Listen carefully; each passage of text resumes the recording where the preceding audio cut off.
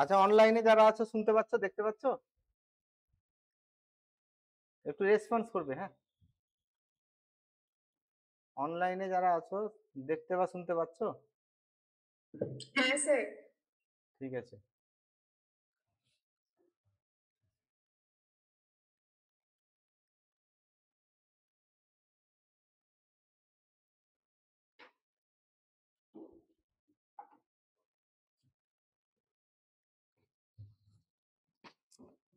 আচ্ছা, তাহলে আজকে আমরা প্রাইমারির ইন্টারভিউ নিয়ে শুরু করব, ঠিক আছে? প্রাইমারির তো যেটা প্রথম কথা হচ্ছে, টেট কোয়ালিফাই তোমরা সকলেই করেছো, ঠিক আছে? টেট কোয়ালিফাইটা মিনিমাম রিকোয়ারমেন্ট, টেট কোয়ালিফাই করতে হবে। আচ্ছা, আমরা যেভাবে অ্যারেঞ্জ করব, তাহা একটু এইখানে বসুন। আমরা যেভাবে অ্যারেঞ্জ করব, হ্যাঁ, আজকের ক্লাসটাতে আমরা মানে এক্সপার্টদের সামনে কিভাবে নিজেকে ফেস করতে হবে, এক্সপার্টদের সামনে কিভাবে তোমার অ্যাটিটিউড থাকবে, এক্সপার্টদের সামনে কিভাবে ভদ্রভাবে তোমার কথা বলতে হবে, এইসব জিনিসগুলোকে আজকে আমরা এখানে ডিসকাস করব।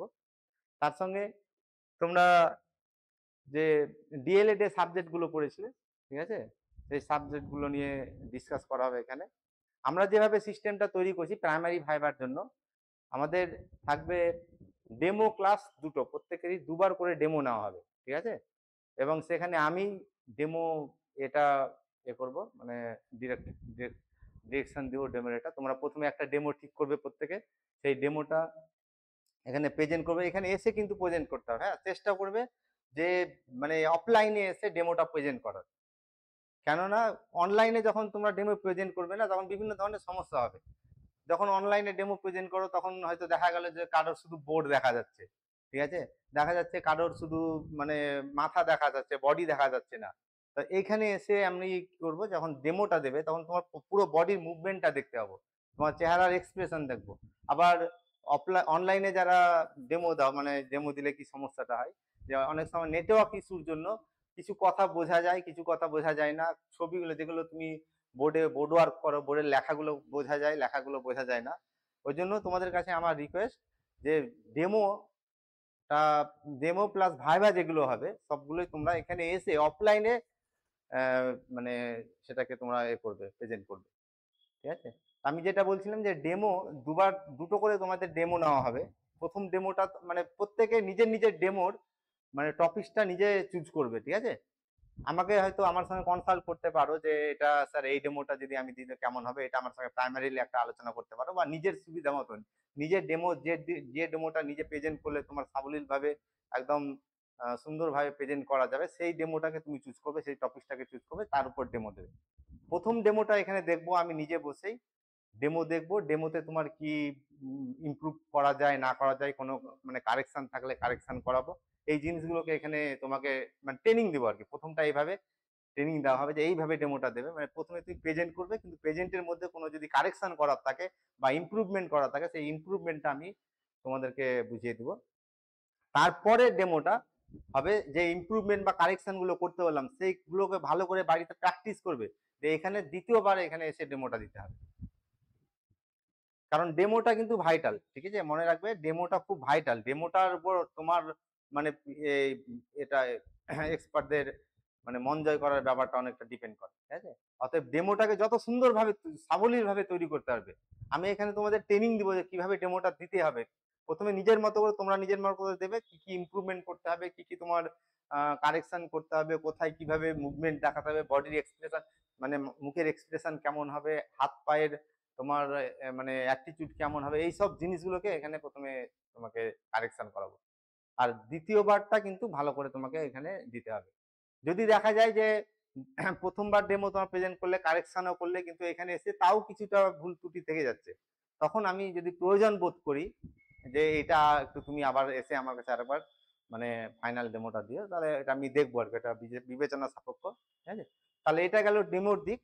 আর আমি তোমাদের তিনটে থিওরি ক্লাস দিব, ঠিক আছে? একটা ক্লাস হবে তোমার মানে ম্যাথামেটিক্স এর উপরে, যেটা আমি নিজেই এটা করবো আর কি, ক্লাসটা নেব। তার সঙ্গে তোমার ম্যাথামেটিক্স এর সঙ্গে পরিবেশ বিদ্যা এই সব জিনিসগুলো যেগুলো থাকবে সেটা আমি নিয়ে ডিসকাস করবো, থিওরি ক্লাসটা নিব এখানে। আর তার সঙ্গে চাইল্ড সাইকোলজি নিয়ে একটা এক্সপার্ট নিয়ে আসবো। চাইল্ড সাইকোলজির উপর একজন ভালো টিচার, রেপুটেড টিচার নিয়ে এসে এখানে তোমাদেরকে একটা থিওরি ক্লাস নেবেন।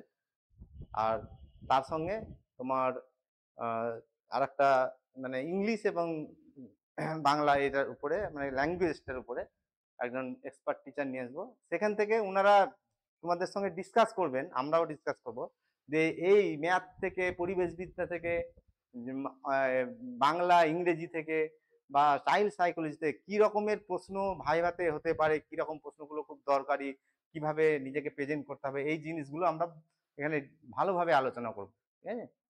তাহলে এটা গেল একটা থিওরি ক্লাসের পোর্শন। আমি আবারও বলছি, থিওরি ক্লাসে 3টে থিওরি ক্লাস হবে তোমাদের। একটা হবে ম্যাথামেটিক্স, অঙ্ক আর পরিবেশবিদ্যা, এটার উপরে একটা হবে। আর একটা বাংলা ইংরেজির উপরে একটা তোমার একটা থিওরি ক্লাস হবে, আর একটা চাইল্ড সাইকোলজির উপরে।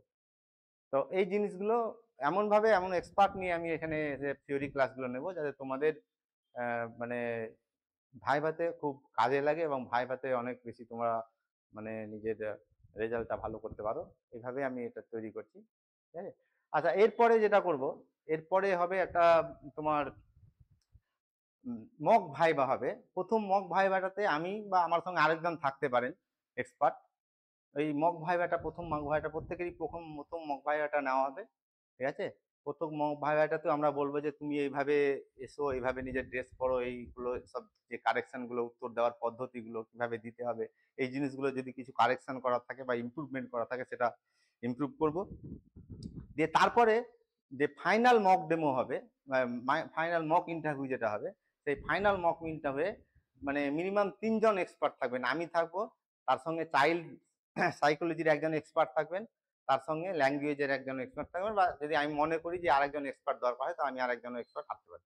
মিনিমাম 3জন এক্সপার্ট নিয়ে মানে দ্বিতীয় যে মক ইন্টারভিউটা হবে, ফাইনাল মক ইন্টারভিউ, এখানে সেই ইন্টারভিউটা আমরা প্রেজেন্ট করব।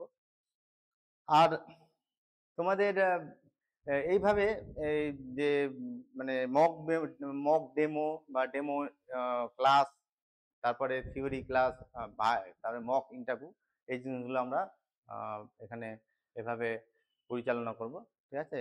আমার এটা বিশ্বাস যে তোমরা অনেক উপকৃত হবে এবং সেখানে গিয়ে অনেক তোমাদের জড়তা কেটে যাবে, অনেক রকম জিনিস নিজের মানে ভালো দিকটাকে তুলে ধরতে পারবে। ঠিক আছে? তো আজকের ক্লাসে আমি যেটা তোমাদের ক্লাস নেব আজকে, সেই ক্লাসটা হচ্ছে যে এক্সপার্টদের সামনে কিভাবে নিজেকে প্রেজেন্ট করতে হবে। এক্সপার্টদের, এটা কিন্তু একটা ভাইটাল দিক। ঠিক আছে? যে মানে ইন্টারভিউ এর কয়েকটা দিক থাকে। একটা নিজের এক্সপ্রেশন থাকবে, এক্সপার্টদের সঙ্গে কথাবার্তা থাকবে, এক্সপার্টদের সঙ্গে আই কন্ট্যাক্টের ব্যাপার থাকে, নিজের পোলাইটনেসের ব্যাপার, এই জিনিসগুলো একটা পার্ট মানে ইন্টারভিউ এর। একটা পার্ট হচ্ছে ডেমো, একটা পার্ট, আর একটা হচ্ছে এক্সপার্টরা তোমাকে প্রশ্ন ধরবেন, এটা একটা পার্ট। তাহলে এই মেন 3টে পার্ট, এই 3টে পার্টই আমি এখানে ভালো করে ডিসকাস করবো যাতে তোমরা অনেক উপকৃত হতে পারো এবং তোমাদের আশানুরূপ রেজাল্ট করতে পারো আর কি। তো যাই হোক না কেন, আমি এখানে প্রথমে ভাইটাল দিক যেটা মানে প্রথমে এক্সপার্টদের সঙ্গে কিভাবে মানে নিজেকে প্রেজেন্ট করতে হবে, এটা কিন্তু খুব ভাইটাল দিক, এটা মাথায় রাখতে হবে। কারণ প্রথম তোমার এন্ট্রান্সটা যদি কোনো ত্রুটিপূর্ণ হয়ে যায় বা এক্সপার্টদের সঙ্গে কথাবার্তার ত্রুটিপূর্ণ হয়ে যায়, তাহলে কিন্তু তোমার জন্য এটা নেগেটিভ দিক হয়ে থাকবে। পরবর্তীতে যে প্রশ্নগুলো করা হবে আর কি তোমাকে, সেটা কিন্তু তখন এক্সপার্টরা অন্যভাবে তোমাকে প্রশ্নগুলো করবে। অতএব প্রথমে এটাই করতে হবে। প্রথম কথা হচ্ছে যে যখন এক্সপার্টদের রুমে ঢুকবে, ইন্টারভিউ রুমে যখন ঢুকবে, তখন মানে দরজাটা একটু ওপেন করতে হবে। ঠিক আছে? একদম পোলাইট ভাবে দরজাটা ওপেন করে may I come in sir, বা বাংলাতে, যেটা মানে তোমাকে ইংরেজিতে বলতে হবে এটা কোনো কথা নেই, সেটা তুমি বাংলাতে বলতে পারো, ইংরেজিতে বলতে পারো, যেটা তুমি বলতে মানে সচ্ছল বা সাবলীল সেটা সেইভাবে বলবে। কিন্তু কারণ দেখা গেলো তুমি এমনিতে বাংলাতে কথা বলো, কিন্তু বাংলার মানে সম্বোধনা, গ্রিটিংস গুলো বাংলাতে করো, সেদিনকে স্পেশালি ইন্টারভিউ এর জন্য ইংরেজিতে গ্রিটিংস দিচ্ছ, এটা কিন্তু না করাই আমার মতে ভালো। কারণ ওখানে তখন তোমার কিছু একটা ফল চলে আসতে পারে। তাহলে আসছি স্যার বলে ঢুকবে। ঠিক আছে?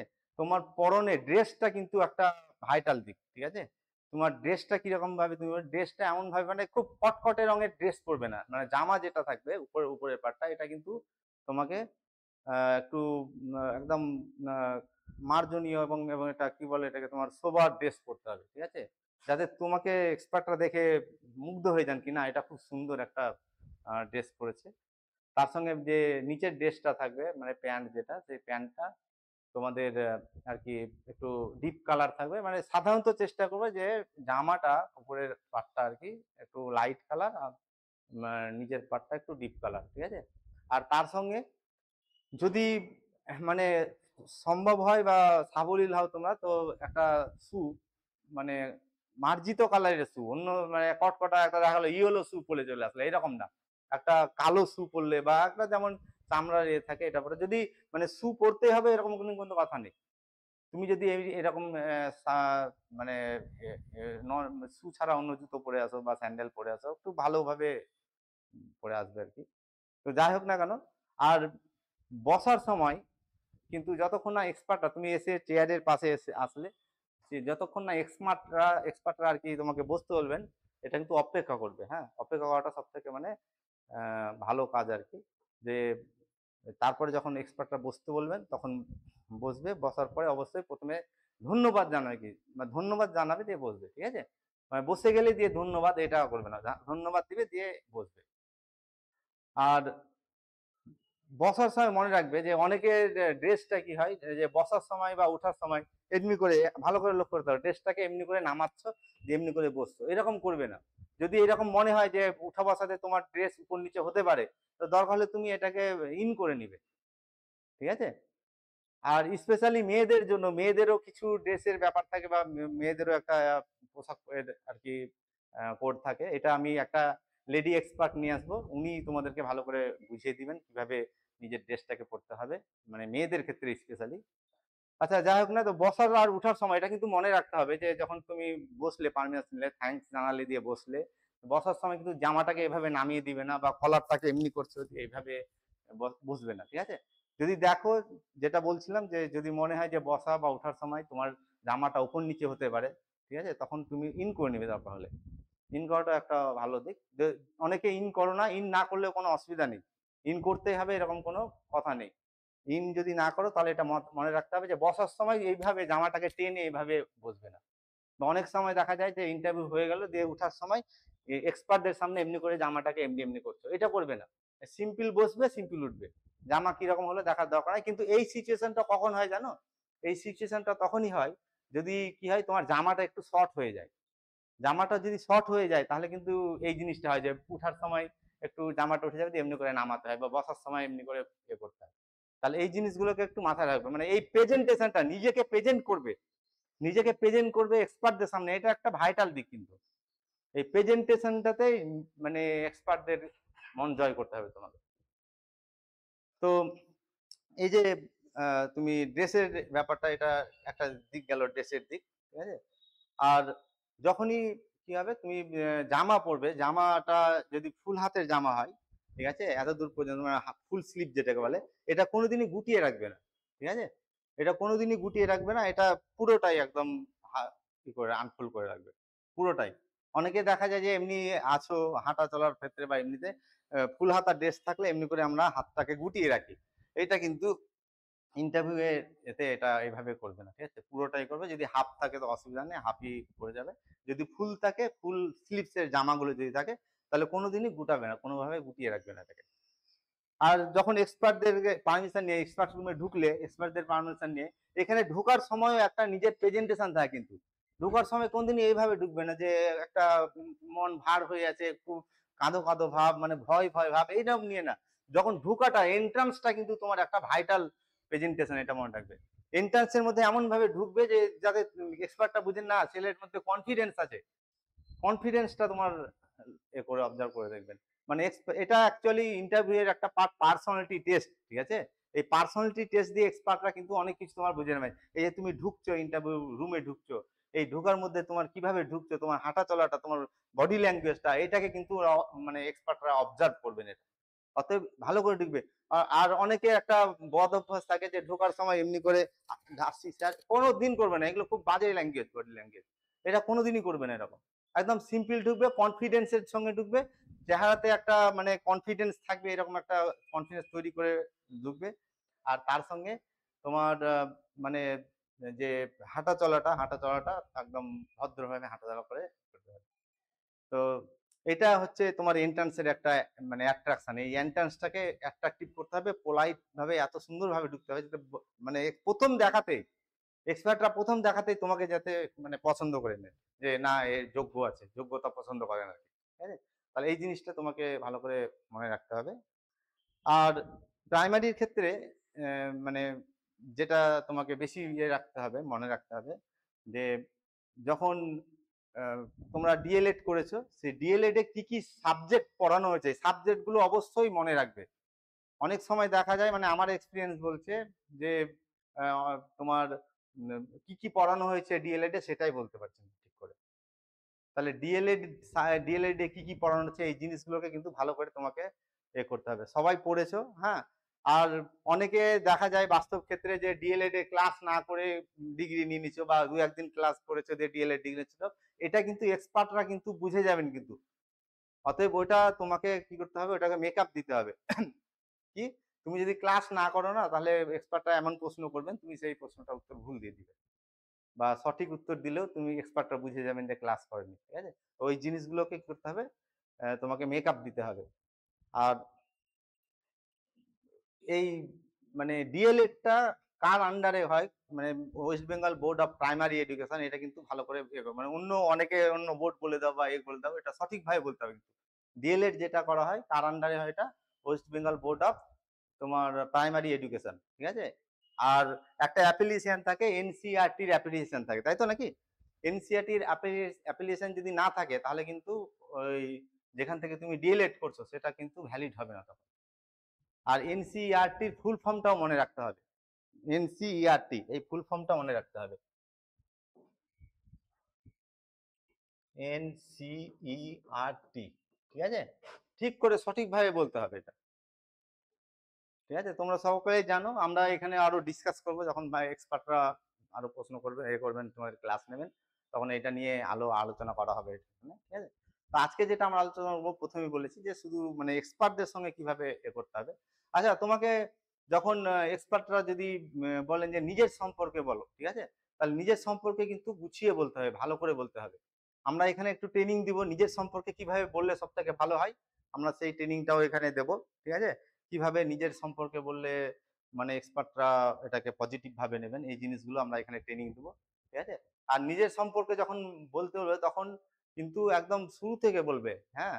দেখা গেল যে তুমি বিএসসি বা মাস্টার ডিগ্রি, এমনও আছো যে প্রাইমারি ভাইবার জন্য প্রিপারেশন নিচ্ছ, মাস্টার ডিগ্রি পর্যন্ত আছে, ঠিক আছে? তো মাস্টার ডিগ্রি পর্যন্তই বলবে কিন্তু, যতটা পড়েছো কোনোটা লুকানোর কিছু নেই এখানে, হ্যাঁ। সবগুলোই করবে। তুমি হয়তো ভাববে কি আমি মাস্টার ডিগ্রি বলবো, মাস্টার ডিগ্রি বললে তো আমার তখন মাস্টার ডিগ্রি থেকে যদি প্রশ্ন করে, হ্যাঁ, তখন তো আমার নেগেটিভ হয়ে যাবে, মার্ক কমে যাবে। কিন্তু এই ধারণা কোনোদিন নিজের মধ্যে নিয়ে আসবে না, এই ধারণাটা কোনোদিন নিজের মধ্যে নিয়ে আসবে না। সবসময় মনে রাখবে যে টিচিং প্রফেশন, বিশেষ করে টিচিং প্রফেশনের ক্ষেত্রে যত হায়ার এডুকেশন থাকবে তত তোমার পজিটিভ, তোমার এটা প্রিফারেবল এটা, ঠিক আছে? অতএব এটাকে তুমি ভাবছো যে আমি যদি মাস্টার ডিগ্রি করেছি, এই ডিগ্রিটা যদি বলি স্যারদেরকে, তাহলে মাস্টার ডিগ্রি থেকে প্রশ্ন করতে পারেন, তাহলে আমার 1 নম্বর কমে যাবে। কিন্তু মনে হবে 1 নম্বর যদি কমে তাহলে 2 নম্বর অ্যাড হবে ওইটা বলতে গেলে, এটা মাথায় রাখবে এভাবে, ঠিক আছে? অতএব কোনো কি করবে, কোনো মানে ডিগ্রি মানে লুকিয়ে রাখবে না, একদম যতটা যা পড়েছে সবগুলোই তুমি বলবে, ঠিক আছে?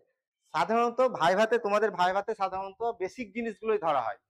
বেসিক জিনিসগুলো কি, বেসিক জিনিস যে নিজের ডিস্ট্রিক্ট সম্বন্ধে ভালো করে জানতে হবে। নিজের ডিস্ট্রিক্টের যত খুঁটিনাটি, প্রত্যেক ডিস্ট্রিক্টের দেখবে একটা করে বই পাওয়া যায়, ঠিক আছে? এই বইগুলো ভালো করে পড়বে। আগে থেকে আমি বলে রাখলাম, যখন মক ভাইবা নেব তখন ওই বইগুলোর থেকে কিন্তু প্রশ্ন ধরা হবে, দেখবে কিভাবে প্রশ্ন হয়, ঠিক আছে? এই জিনিসগুলো তোমরা বুঝতে পারবে। তাহলে নিজের ডিস্ট্রিক্ট সম্বন্ধে ভালো করে তোমাকে কি করতে হবে, জেনে রাখতে হবে। আর প্রত্যেক ডিস্ট্রিক্টের যে ডিস্ট্রিক্টের আছে, কোনো যদি মুর্শিদাবাদ ডিস্ট্রিক্ট থেকে কেউ যদি থেকে থাকো, তাহলে মুর্শিদাবাদ ডিস্ট্রিক্টের ডিআই এর নাম কি, ঠিক আছে? কোন সার্কেলে তোমার এটা, ঠিক আছে? সব জিনিসগুলোকে ভালো করে তোমাকে জানতে হবে, ঠিক আছে? তুমি যে তোমার বাড়ি যেখানে, সেটা কোন চক্রের আন্ডারে সেই প্রাইমারি স্কুলটা, তার এসআই এর নাম কি, এই জিনিসগুলোকে ভালো করে জানতে হবে, ঠিক আছে? এমনকি তোমাদেরকে তোমার অঞ্চলের প্রধানের নামও জানতে হবে। বেসিক জিনিসগুলো একদম, এইটা একটা পার্ট, মানে প্রাইমারি ভাইভাতে এই বেসিক জিনিসগুলো ধরবে। তোমার প্রথম একটা পার্ট এই ডিস্ট্রিক্ট থেকে খুব মানে প্রশ্ন ধরার সম্ভাবনা বেশি থাকে। ডিস্ট্রিক্টটা ওই জন্য ভালো করে জানবে, প্রত্যেক ডিস্ট্রিক্টেরই একটা করে দেখবে বই পাওয়া যায়। আর ডিস্ট্রিক্টের হিস্টোরিক্যাল ব্যাকগ্রাউন্ডটা একটু ভালো করে জানবে, হিস্টোরিক্যাল প্লেস কি কি হিস্টোরিক্যাল ঘটনা ঘটেছিল এখানে, ঐতিহাসিক কি কি ঘটনা ঘটেছিল, এই জিনিসগুলো ভালো করে জানতে হবে। আর প্রাইমারিতে যা পড়ানো হয় এই সব জিনিসগুলো, যোগ বিয়োগ গুণ ভাগ, গুণটা কিভাবে আসলো, ভাগটা কিভাবে আসলো, ভাগটা কি অ্যাকচুয়ালি, ঠিক আছে, এই জিনিসগুলোকে ভালো করে তোমাকে জানতে হবে, একদম এই জিনিস থেকে ধরবে। মানে এটার মিনিমাম কোয়ালিফিকেশন হচ্ছে তোমার তো 12, তাই তো নাকি? 12 কেউ পাস করে থাকলে, আর যদি ডিএলএড থাকে তাহলে তোমরা প্রাইমারির জন্য টেটে কোয়ালিফাই করতে হবে। তো যাই হোক না কেন, এখান থেকে সেই হায়ার লেভেলের কোনো প্রশ্নই ধরবে না, একদম বেসিক লেভেল থেকে প্রশ্ন ধরা হবে। তা এই জিনিসগুলোকে কিন্তু ভালো করে তোমাকে জানতে হবে, ঠিক আছে?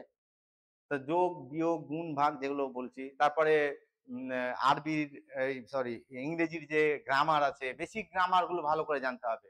নাউন প্রোনাউন অ্যাডজেক্টিভ ভার্ব এই জিনিসগুলোকে ভালো করে জানতে হবে।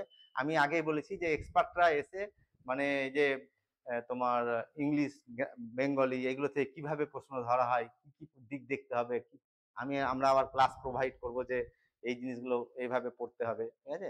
প্রত্যেক সাবজেক্টেরই আমরা কি করব এখানে একটা মানে থিওরি ক্লাস দিয়ে সেটাকে তোমাদেরকে বোঝানোর চেষ্টা করব, ঠিক আছে? তাহলে এটা একটা দিক গেল যে বেসিক জিনিসগুলোকে জানতে হবে। কিন্তু মনে রাখবে যে অনেক সময় এক্সপার্টরা যদি ইচ্ছা করেন যে তুমি হয়তো দেখা গেল যে গ্রাজুয়েশন করেছো, ঠিক আছে, তো গ্রাজুয়েশন থেকে সাধারণত প্রশ্ন ধরা হয় না, কিন্তু গ্রাজুয়েশনে কি কি সাবজেক্ট ছিল এইটা কিন্তু ধরতে পারেন। অতএব অনেকে দেখা যায় যে গ্রাজুয়েশনে কি কি পড়েছো তোমরা এই জিনিসটাই বলতে পারছো না। তা এটা কিন্তু অনেক নেগেটিভ দিক, এটা মনে রাখবে। গ্রাজুয়েশনে কি কি পড়েছো, ধর যদি অনেক কোনো কারণে ভুলে যাও, আবার দেখবে যে গ্রাজুয়েশনে কি কি করেছে, মার্কশিটে লেখা থাকবে কি কি সাবজেক্ট ছিল, ওগুলো অবশ্যই ধরবো। আমি আবারও বলছি, গ্রাজুয়েশন থেকে কিন্তু প্রশ্ন ধরার সম্ভাবনা একদম কমই, কিন্তু এক্সপার্ট যেহেতু আমি আগেও বলেছি আগের লেকচারে যে ভাইভার কোনো কিন্তু কি নেই, সিলেবাস নেই, ঠিক আছে? তুমি যদি তখন বলো কি স্যার আমরা তো এই মানে এইচএস কোয়ালিফিকেশনের রিকোয়ারমেন্ট নিয়ে এখানে পরীক্ষা দিতেছি, এটা তো আমাদের সিলেবাসে নেই, মানে গ্রাজুয়েশনে কি কি পড়া হচ্ছে, এই ধরনের প্রশ্ন খবরদার কোনোদিনই করবে না। এক্সপার্টরা যদি জিজ্ঞেস করেন, তুমি বলতে পারলে না সেটা আলাদা ব্যাপার, সেটা বলবে যে স্যার আমি তো অনেকদিন আগে করেছি, আমি ভুলে গেছি। কিন্তু মনে রাখবে যে গ্রাজুয়েশনে কি কি সাবজেক্ট পড়েছো, এইটা যদি ভুলে যাও এটা কিন্তু খুব নেগেটিভ দিক। অতএব তুমি যতদূর পর্যন্ত ডিগ্রি করেছো সেই ডিগ্রি গুলো সব কি কি পড়েছো, কোন সাবজেক্ট পড়েছো, হঠাৎ জিজ্ঞেস করে যে গ্রাজুয়েশন থেকে তুমি গ্রাজুয়েশনে অ্যানালাইসিস পড়েছো বলছো, তো অ্যানালাইসিস কোন বই পড়েছিলে, ঠিক আছে? এই বইগুলোকে কিন্তু একটু ভালো করে নামগুলো মনে রাখবে, ঠিক আছে? বইয়ের নাম যদি না বলতে পারো এটা কিন্তু একটা খুব নেগেটিভ দিক, ঠিক আছে? অতএব কি হবে, এই কোনো ডিগ্রিগুলোকে লুকাবে না। আর এই যদি এক্সপার্টটা মনে করেন ধরতে পারেন, না ধরতে যদি এমনও হয়তো হয় না সাধারণত যে হয়তো ধরো রিয়ানাসিস থেকে হঠাৎ প্রশ্ন ধরে নিল, তোমার কোনো এক্সপার্ট দেখা গেল যে এক্সপার্ট যেখানে ছিলেন সেদিন ম্যাথেরই টিচার আছেন, তখন দেখা গেল তোমাকে অ্যানালাইস থেকে প্রশ্ন ধরলেন, অ্যানালাইস থেকে প্রশ্ন পারলে না, কিন্তু মনে করবে না, মনে রাখবে যে তোমার উত্তর দিতে পারোনি মানে তোমার চাকরি হয়নি, এটা কোনোদিন মনে রাখবে না। এক্সপার্টরাও জানেন যে কোন লেভেল কোন জিনিস থেকে প্রশ্ন ধরতে হবে, তোমরা এটা জানেন, একটা এক্সট্রা কোশ্চেন করলেন যে এটা পারছে কিনা দেখি কতটা মনে আছে, এই জিনিসগুলোকে ধরলেন। আর এক্সপার্টদের সঙ্গে যখন কি করবে তুমি মানে কোশ্চেন আনসার সেশন যখন তোমার চলবে, ঠিক আছে, তো এক্সপার্টদের মানে প্রশ্নটা ভালো করে শুনবেন। একজন এক্সপার্ট প্রশ্ন করছেন তোমাকে, সেই প্রশ্নটা কিন্তু ভালো করে শুনতে হবে, প্রশ্নটা পুরো কমপ্লিট শুনতে হবে। হ্যাঁ, প্রশ্নের অর্ধেকটা শুনলে দিয়ে কমন পড়ে গেছে তুমি ভাবছো দিয়ে উত্তর দিয়ে দিলে, এটা খবরদার ভুল করে করবে না। এক্সপার্টের প্রশ্ন শেষ হবে, প্রশ্নের উত্তর তুমি মনে মনে করবে, নিজেকে জিজ্ঞেস করবে যে উত্তরটা ঠিক কিনা, তারপরে উত্তরটা দেবে, তাড়াহুড়োর কোনো দরকার নেই, ঠিক আছে? পুরো প্রশ্নটা শুনবে দিয়ে উত্তর দেবে। আর হুটহাট করে উত্তর দিলে কিন্তু উত্তর ভুল হয়ে যাবে। আর যখন উত্তর দেবে, ঠিক আছে, কোশ্চেন যখন করছেন, এক্সপার্ট যখন কোশ্চেন করছেন তখন কোশ্চেনটা শুনবে এক্সপার্টের সঙ্গে আই কন্ট্যাক্ট করে, মানে এক্সপার্ট প্রশ্ন করছেন আর তুমি নিচের দিকে এমনি করে তুমি বসে শুনছো এরকম করে না, এক্সপার্টের দিকে চোখ রেখে তোমাকে প্রশ্নটা শুনতে হবে, ঠিক আছে?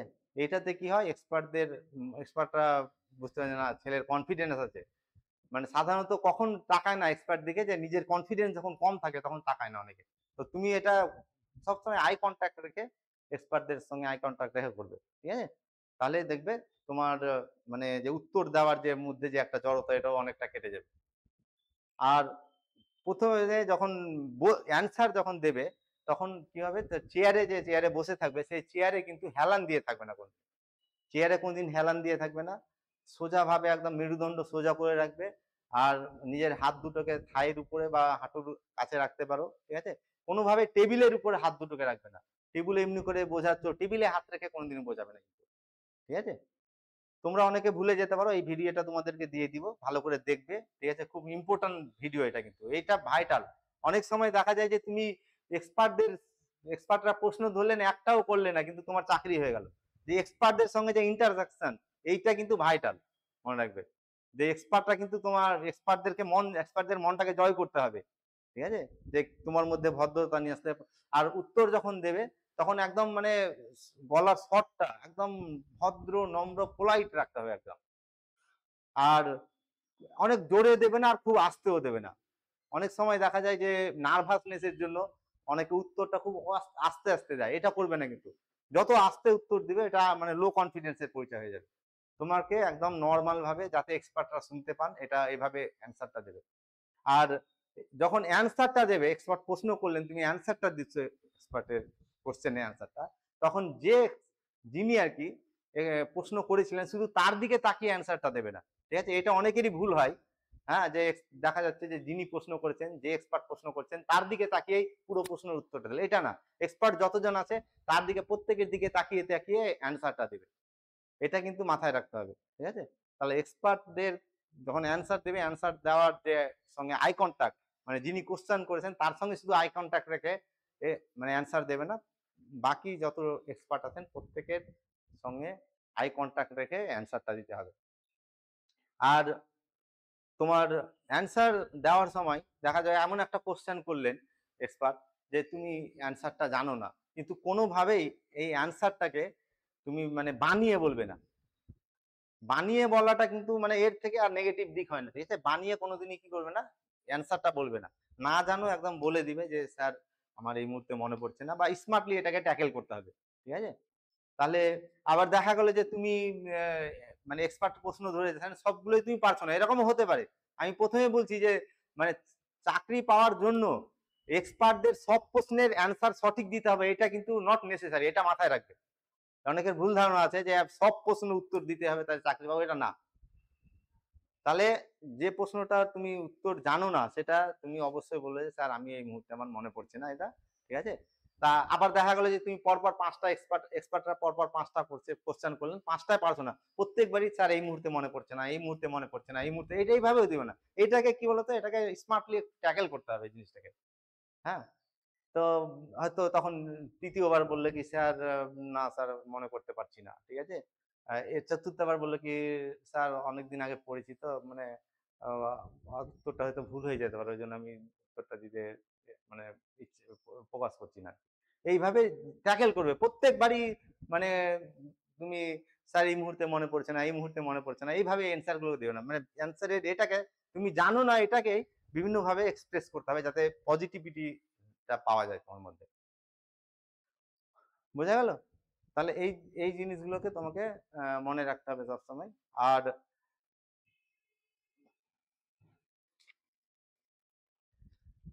সবসময় একটা জিনিস মনে রাখবে যে যখন তুমি এই ইচ্ছা, এই আশা নিয়ে যখন তুমি এক্সপার্টদের মধ্যে যাবে যে আমাকে চাকরি পেতেই হবে, এই চাকরিটা আমাকে পেতেই হবে, হ্যাঁ, এই মানে এত পজিটিভিটি নিয়ে যখন তুমি দেখবে, ঠিক আছে? তখনই তোমার কি হবে, উত্তর ভুল দেওয়ার সম্ভাবনা বেশি চলে আসে। কি হবে তখন, তোমার মধ্যে একটা থাকবে কি না, এই অ্যান্সারটা দিব, এই অ্যান্সারটা দিতেই হবে, অ্যান্সারটা দিতেই হবে, নাহলে আমি চাকরি পাবো না। তখনই তোমার ভুল উত্তর চলে আসবে, বা উত্তরের মধ্যে নার্ভাসনেসের জন্য হয়ে যাবে, তোমার উত্তরটা ভুল হয়ে যেতে পারে। উত্তর যখনই দেবে সঠিক উত্তর দিতে হবে, যদি না জানা থাকে একদম করে নিবে। আর তুমি এক্সপার্টের একটা প্রশ্ন করলেন, তুমি জানো না, তুমি মনে মনে এমনি করে ভেবেই যাচ্ছ, এটাও বেশিক্ষণ ধরে ভাববে না, 10-12 সেকেন্ডের মধ্যে ডিসিশন নিয়ে নিবে। কারণ এইটা কোশ্চেন পাস করাতে হবে তোমাকে, ঠিক আছে? তুমি অনেকক্ষণ ধরেই ভাবছো, একটা কোশ্চেন করলেন এক্সপার্ট, অনেকক্ষণ ধরে ভেবেই যাচ্ছ, এইটাও কিন্তু করা যাবে না, ঠিক আছে? এক্সপার্টরা কিন্তু মানে তোমার কাছে অ্যান্সার চাইছেন, যদি না পারো তাহলে পাস করে নিবে, না স্যার আমি মানে মনে করতে পারছি না এটা এখন। এইভাবে পাস করে নেবে, থেমে থেকে যাবে না। এই যে এক্সপার্টদের সঙ্গে একটা কমিউনিকেশন তৈরি করতে হবে। কমিউনিকেশন গ্যাপটা কিন্তু কি হবে, বাড়ালে হবে না, কমিউনিকেশন গ্যাপটাকে মেনটেন করতে হবে। একটা এক্সপার্ট কোশ্চেন করলেন, তুমি অনেকক্ষণ ধরে ভেবেই যাচ্ছ, অনেকক্ষণ থেকে ভেবেই যাচ্ছ, দিয়ে লাস্টে তুমি বলছো কি না স্যার মনে পড়ছে না, এটা আরো নেগেটিভ দিক। তুমি মনে করছে না, তুমি 10-12 সেকেন্ডের মধ্যে তুমি নিয়ে নাও, মানে ডিসিশন নিয়ে নাও, যে জানিয়ে দাও তুমি এক্সপার্টকে, তাহলে এক্সপার্টটা কি হবে, পরের প্রশ্নটা করতে পারবেন। কারণ তোমাকে তো একটা নির্দিষ্ট টাইম অ্যালোটেড থাকবে। মেন যেটা এখানে হচ্ছে যে কমিউনিকেশন গ্যাপটা কিন্তু ভাইটাল। এক্সপার্টরা প্রশ্ন করবে না, তুমি উত্তর দিবে, এর মধ্যে গ্যাপ, এই গ্যাপটাকে কিন্তু তোমাকে মেনটেন করতে হবে। কোনোভাবেই এইভাবে গ্যাপটা বেশি করবে না। আর উত্তর যখন দেবে, উত্তর দেওয়ার মধ্যে চেহারাতে ভয় ভয় ভাব রাখবে না, কোনোদিনই রাখবে না। একটা নার্ভাসনেস থাকবে, এটা তো স্বাভাবিক নাকি, নার্ভাসনেস থাকবে, কিন্তু ভয় ভয় ভাবটা কোনদিন রাখবে না। আমি প্রথমেই বলেছি যে তোমাকে যখন এক্সপার্টরা প্রশ্ন করে, তোমার কিন্তু দেখবেন মানে প্রশ্নের উত্তরটা ঠিক না ভুল, এটা তো একটা পার্ট। আর তুমি কিভাবে উত্তর প্রেজেন্ট করছো, তোমার মধ্যে কিভাবে টেনশন কাজ করছে, টেনশন কতটা তোমার মধ্যে প্রকাশ পাচ্ছে, এইগুলো কিন্তু একটা পার্সোনালিটি টেস্টের মধ্যে পড়ে। অতএব তুমি যদি মানে অ্যান্সার যখন দেবে, তখন অ্যান্সারের মধ্যে হালকা একটা স্মাইলিং রাখবে। স্মাইলিং হালকা যদি রাখতে চাও না, তখনই দেখবে যে নার্ভাসনেসটা ঢাকা পড়ে গেছে। ভিতরে নার্ভাসনেস থাকবে তোমার মধ্যে, তাই তো নাকি? এটা স্বাভাবিক। যদি আমরা যদি হায়ার পোস্টের জন্য আমরা যখন মানে ভাইবা দিতে যাব, আমাদের মধ্যে কিন্তু নার্ভাসনেস থাকবে, এটা স্বাভাবিক। নার্ভাসনেস সকল, কিন্তু কি করতে হবে, নার্ভাসনেসটাকে মিনিমাইজ করতে হবে। আর মানে উত্তর দেওয়ার সময় চেহারার মধ্যে ভয় ভয় ভাব, ভয় কিসের? তোমার কি মানে চাকরিটা যদি না হয়, তাহলে কি তুমি না খেয়ে মারা যাবে নাকি? হ্যাঁ, এটা তো না। চাকরিটা তোমার একটা ইকোনমিক সাপোর্ট থাকবে তার মধ্যে, এটা ঠিক আছে, অন্য কিছু না। তুমি মানে চাকরি এমন এমন কি দেখা যায় যে চাকরি পাইনি বলে না খেয়ে মারা গেছে, তাহলে এই চিন্তা ভাবনা নিজের মধ্যে কোনোদিন নিয়ে আসবে না। যখনই তুমি তোমার মধ্যে চিন্তা ভাবনা নিয়ে আসবে না, চাকরি পেতে হয়, চাকরি না পেলে আমার এ হবে না, বা চাকরি না পেলে অনেকে দেখা যায় যে কমিটমেন্ট করে রেখেছে আমার বিয়ে হবে না, এ হবে না, এগুলো না, কিন্তু এগুলো নিজের মধ্যে যখনই নিয়ে আসবে তুমি, তখনই তোমার কি হবে, এক্সপার্টদের সামনে তুমি আরো মানে মানে তোমার প্রেজেন্টেশনটা দুর্বল হয়ে যাবে। অতএব এই চিন্তা ভাবনা রাখবে না, ঠিক আছে? তো জিনিসগুলোকে কি করতে হবে, তোমাকে এভাবে মেনটেন করতে হবে। তাহলে উত্তর দেওয়ার সময় এটা মনে রাখতে হবে কি, যে তোমাদের কি কি বললাম, যে স্মাইলিং হালকা রাখবে। স্মাইলিং যদি রাখো না, স্মাইলিং রাখলে নার্ভাসনেসটা হয়ে যাবে। তুমি নার্ভাস যদি হয়ে যাও, তাহলে দেখবে যে জানা প্রশ্নের উত্তর দিতে পারছো না, কি তাই তো নাকি? আমরা তো দেখেছি অনেকেই দেই, হ্যাঁ, যে জানা প্রশ্ন দিতে পারলো না অ্যান্সার, একদম বেসিক ছোট প্রশ্ন, মানে যেটা মানে সকলেরই জানা উচিত, ঠিক আছে, কনফিউশনটা হয়ে যাবে, মানে ঠিক না ভুল, ঠিক না ভুল, এই যে কনফিডেন্সটাকে কমিয়ে দিবে। নার্ভাসনেসের প্রথম কাজ হচ্ছে কনফিডেন্সটা কি করে দেওয়া, কমিয়ে দেওয়া, ঠিক আছে? আবার দেখা যায় যে প্রশ্নের উত্তর দিচ্ছ তুমি, হ্যাঁ, উত্তর দিচ্ছ, সঠিক উত্তর দিচ্ছ, কিন্তু উত্তরের মধ্যে কনফিডেন্স নেই তোমার। বোঝাতে পারছি? এইটা কিন্তু নেগেটিভ দিক, ঠিক আছে? উত্তর দিবে কনফিডেন্টের সঙ্গে, মানে চেহারা থেকে যাতে এটা এক্সপ্রেশন পায়। টেনশন, আচ্ছা পৃথিবীতে কোন মানুষ মানে চিন্তা ছাড়া আছে বলো তো, টেনশন নাই এমন কেউ আছে? পৃথিবীতে কেউ আছে কি এরকম আছে জানা? যে আমাদের দেশেরই কথা, যদি যদি প্রধানমন্ত্রীর কথা বলি, কি সে টেনশন ফ্রি? ছোট থেকে রিক্সা চালক থেকে, আমি কাউকে ছোট করছি না কোনো প্রফেশনকে, যে কোনো প্রফেশনের লোক যে কোনো জায়গাতেই থাক না কেন, তার মধ্যে টেনশন থাকবেই একটা, ঠিক আছে? তাহলে এক্সপার্টদের সামনে এই টেনশনটাকে তোমাকে কি করতে হবে, সরাতে হবে, ঠিক আছে? আবার ওভার স্মার্টনেস দেখালেও হবে না কিন্তু, ঠিক আছে? ওভার স্মার্টনেসটা খুব বাজে কিন্তু, ঠিক আছে? টেনশনটা আছে হালকা, বাইরে ভিতরে দাবা আছে, তোমার কনফিডেন্সের সঙ্গে উত্তর দিচ্ছ, একটু হালকা স্মাইলিং থাকবে, এটা কিন্তু তোমার মধ্যে প্রকাশ করতে হবে। কারণ এটাও তো একটা, এটা তোমার ইন্টারভিউ এর পরীক্ষা। আর এক্সপার্টরা ইন্টারভিউ এর পরীক্ষার মাধ্যমে কি করেন, যে ছাত্রদেরকে কিভাবে পড়াতে পারবেন। হয়তো তুমি ক্লাসে আছো, একজন স্টুডেন্ট ক্লাস 2 এর ক্লাস নিচ্ছ তুমি, ঠিক আছে, হঠাৎ একজন স্টুডেন্ট কি হয়ে গেল, অজ্ঞান হয়ে গেল, মানে উপরওয়ালা না করে এটা হোক, কিন্তু এক্সাম্পলের জন্য বলছি আমি, অজ্ঞান হয়ে গেল, তখন তুমি দেখা বলি হ্যাঁ কি হলো কি হলো কি হলো, তুমি নার্ভাস হয়ে গেলে। তো এক্সপার্টদের এটা কাজ কিন্তু একটা, এক্সপার্টদের একটা কাজ যে তুমি নার্ভাসের সঙ্গে নার্ভাসনেস তোমাকে কতটা এফেক্ট করছে এটা তোমাকে টেস্ট করবে।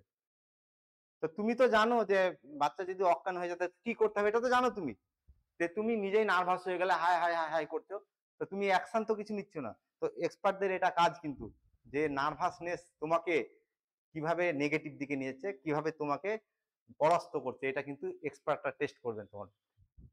বুঝতে পারলাম? ঠিক আছে?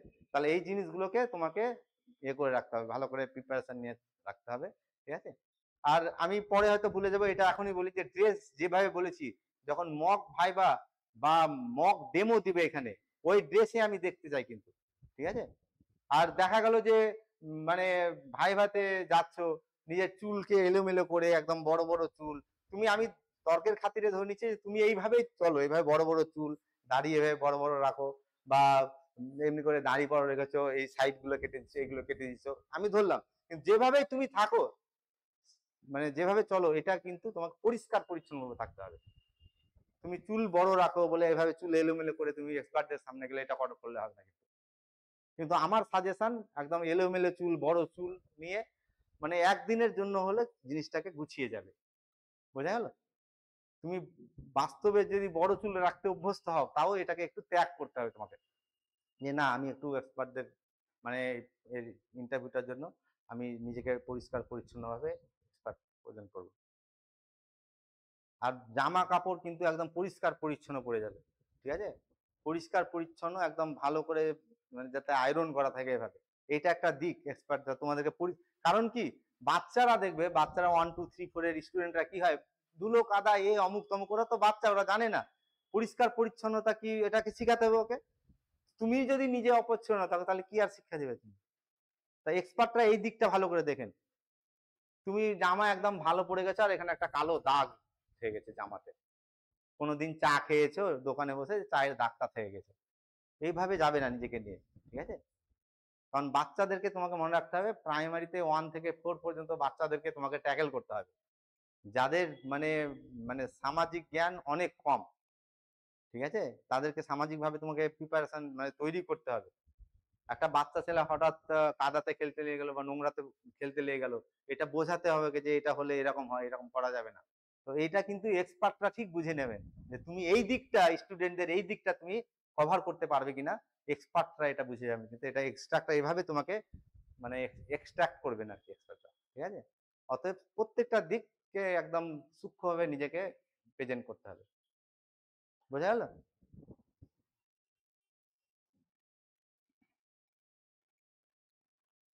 আর কোন স্কুল থেকে পাস করেছো, হ্যাঁ, কোন স্কুল থেকে পাস করেছো, যেটা বললাম যে যখন তুমি নিজের ইন্ট্রোডাকশনটা দেবে, আমি তো বললাম প্রথমে যে ইন্ট্রোডাকশন দেওয়ার যে এটা সব থেকে ভালো ওয়ে, কিভাবে দিতে হবে ভদ্রভাবে এবং কনফিডেন্টের সঙ্গে ভালোভাবে গুছিয়ে, সেটা আমরা এখানে ট্রেনিং দেবো বলেছি প্রথমে।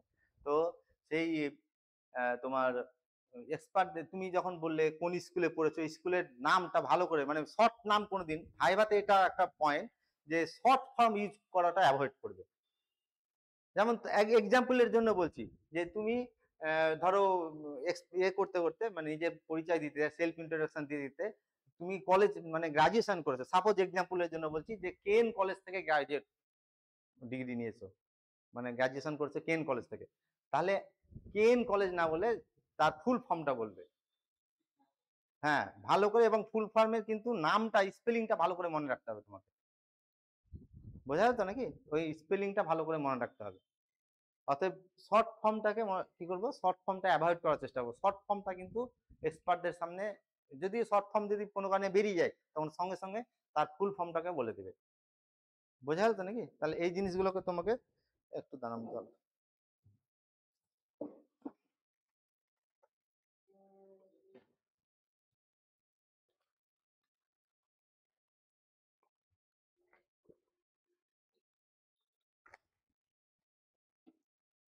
যেমন যদি তোমাকে প্রশ্ন করে যে ডিএলএড এর অ্যাফিলিয়েশন লাগে, সেই অ্যাফিলিয়েশনটা কার অ্যাফিলিয়েশন লাগে যদি প্রশ্ন করে, তখন এনসিআরটি যদি বলে দাও তুমি, তার সঙ্গে সঙ্গে এনসিআরটির ফুল ফর্মটা বলে দেবে। হ্যাঁ, তো ফুল ফর্মটা বলে দিবে, তাহলে কি হবে, মানে তোমার ভাইভাতে শর্ট ফর্মটা ইউজ করাই না করাই ভালো। ঠিক আছে?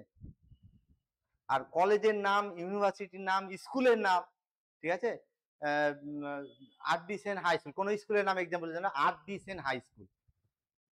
তাহলে আর.ডি. সেন, আর.ডির ফুল ফর্মটা কিন্তু বলবে এবং তার স্পেলিংটা সঠিকভাবে মনে রাখবে কিন্তু। ঠিক আছে? যে কোনো সময় এগুলো ধরে নিতে পারেন এক্সপার্টরা। বোঝা গেল? তা এই জিনিসগুলোকে তোমাকে মনে রাখতে হবে। আর তোমাদের যেটা চাইল্ড সাইকোলজি ক্লাসে এগুলো ভালো করে বোঝানো হবে যে ফার্স্ট জেনারেশন লার্নার কি, ঠিক আছে, স্লো লার্নার কি, রিমিডিয়াল ক্লাস ব্যাপারগুলো কি, ঠিক আছে, এগুলো তোমরা অনেকেই জানো, পড়েছো। এই জিনিসগুলোকে কিন্তু ভালো করে তোমাদের কি হবে, আমরা এখানে ট্রেনিং দিব ভালো করে। এইগুলো খুব ইম্পর্টেন্ট ভাইবার জন্য, ঠিক আছে, যে কিভাবে অ্যান্সারটা দিতে হবে, ঠিক আছে। এনইপি, এনইপি নাম শুনেছো তো সবাই? এই এনইপিটাকে কিন্তু ভালো করে, এটা হাইটাল কিন্তু, এনইপি দিকটাকে কিন্তু, এনইপি ব্যাপারটা কি, এনইপিতে বিশেষ করে প্রাইমারি লেভেলে কি চেঞ্জ হচ্ছে, আপার প্রাইমারি বা এইচএস পর্যন্ত কি চেঞ্জ হচ্ছে, এই জিনিসগুলোকে জানবে, ঠিক আছে। তা এই এনইপিতে দেখা যায়, আমি আমার এক্সপিরিয়েন্সের কথা বলছি, এক্সপিরিয়েন্সে, যে যখন নিয়েছিলাম মক ডেমো নিয়েছিলাম, এসএসসির মক ডেমোটা, তখন এনইপির আন্ডারে মিড ডে মিল চালু হয়েছে। একজন উত্তর দিচ্ছে যে এনইপি কি, এনইপির আন্ডারে মিড ডে মিল চালু হয়েছে। তাই কি? তা না, আমি যেটা বলছি, ভুল কোনোভাবে অ্যান্সার দেবে না। এনইপি কোনো কারণে তুমি জেনেছিলে, ভুলে গেছো বা দেখা হয়নি, এটা আলাদা ব্যাপার, হ্যাঁ, কিন্তু ভুল অ্যান্সার দেবে না, বানিয়ে অ্যান্সার দেবে না। এটা একটা বানিয়ে অ্যান্সার হয়ে গেল যে এনইপি কি আমি কিছু জানি না, মিড ডে মিল তো জানি, মিড ডে মিলটা বলে দিই তাহলে এখন। এটা না, মিড ডে মিলটা এনইপির আন্ডারে হয়নি, আগেই হয়েছে, ঠিক আছে। এই জিনিসগুলোকে জানবে। তারপরে স্কুলে মিড ডে মিল, ঠিক আছে, মিড ডে মিলটা কি ভালো দিক কি খারাপ দিক, এই জিনিসগুলো এক্সপার্টরা কিন্তু ধরবেন এগুলো। আমরা এখানে উত্তর যখন মক ভাইবা নেবো এখানে, তখনই তোমাদেরকে ট্রেনিংটা দিয়ে দিব, প্রশ্নটা ধরবো, প্রশ্নটা ধরার পরেই বলে দিব যে এই উত্তরটা কিভাবে দিতে হবে তোমাকে, ঠিক আছে। তা এই এনইপি ব্যাপারটাকে তোমাকে ভালো করে জানতে হবে। আর যেটা বলছিলাম তোমাদের যে মিড ডে মিলের ভালো দিক খারাপ দিক, এটা একটা একটা বললাম, ঠিক আছে।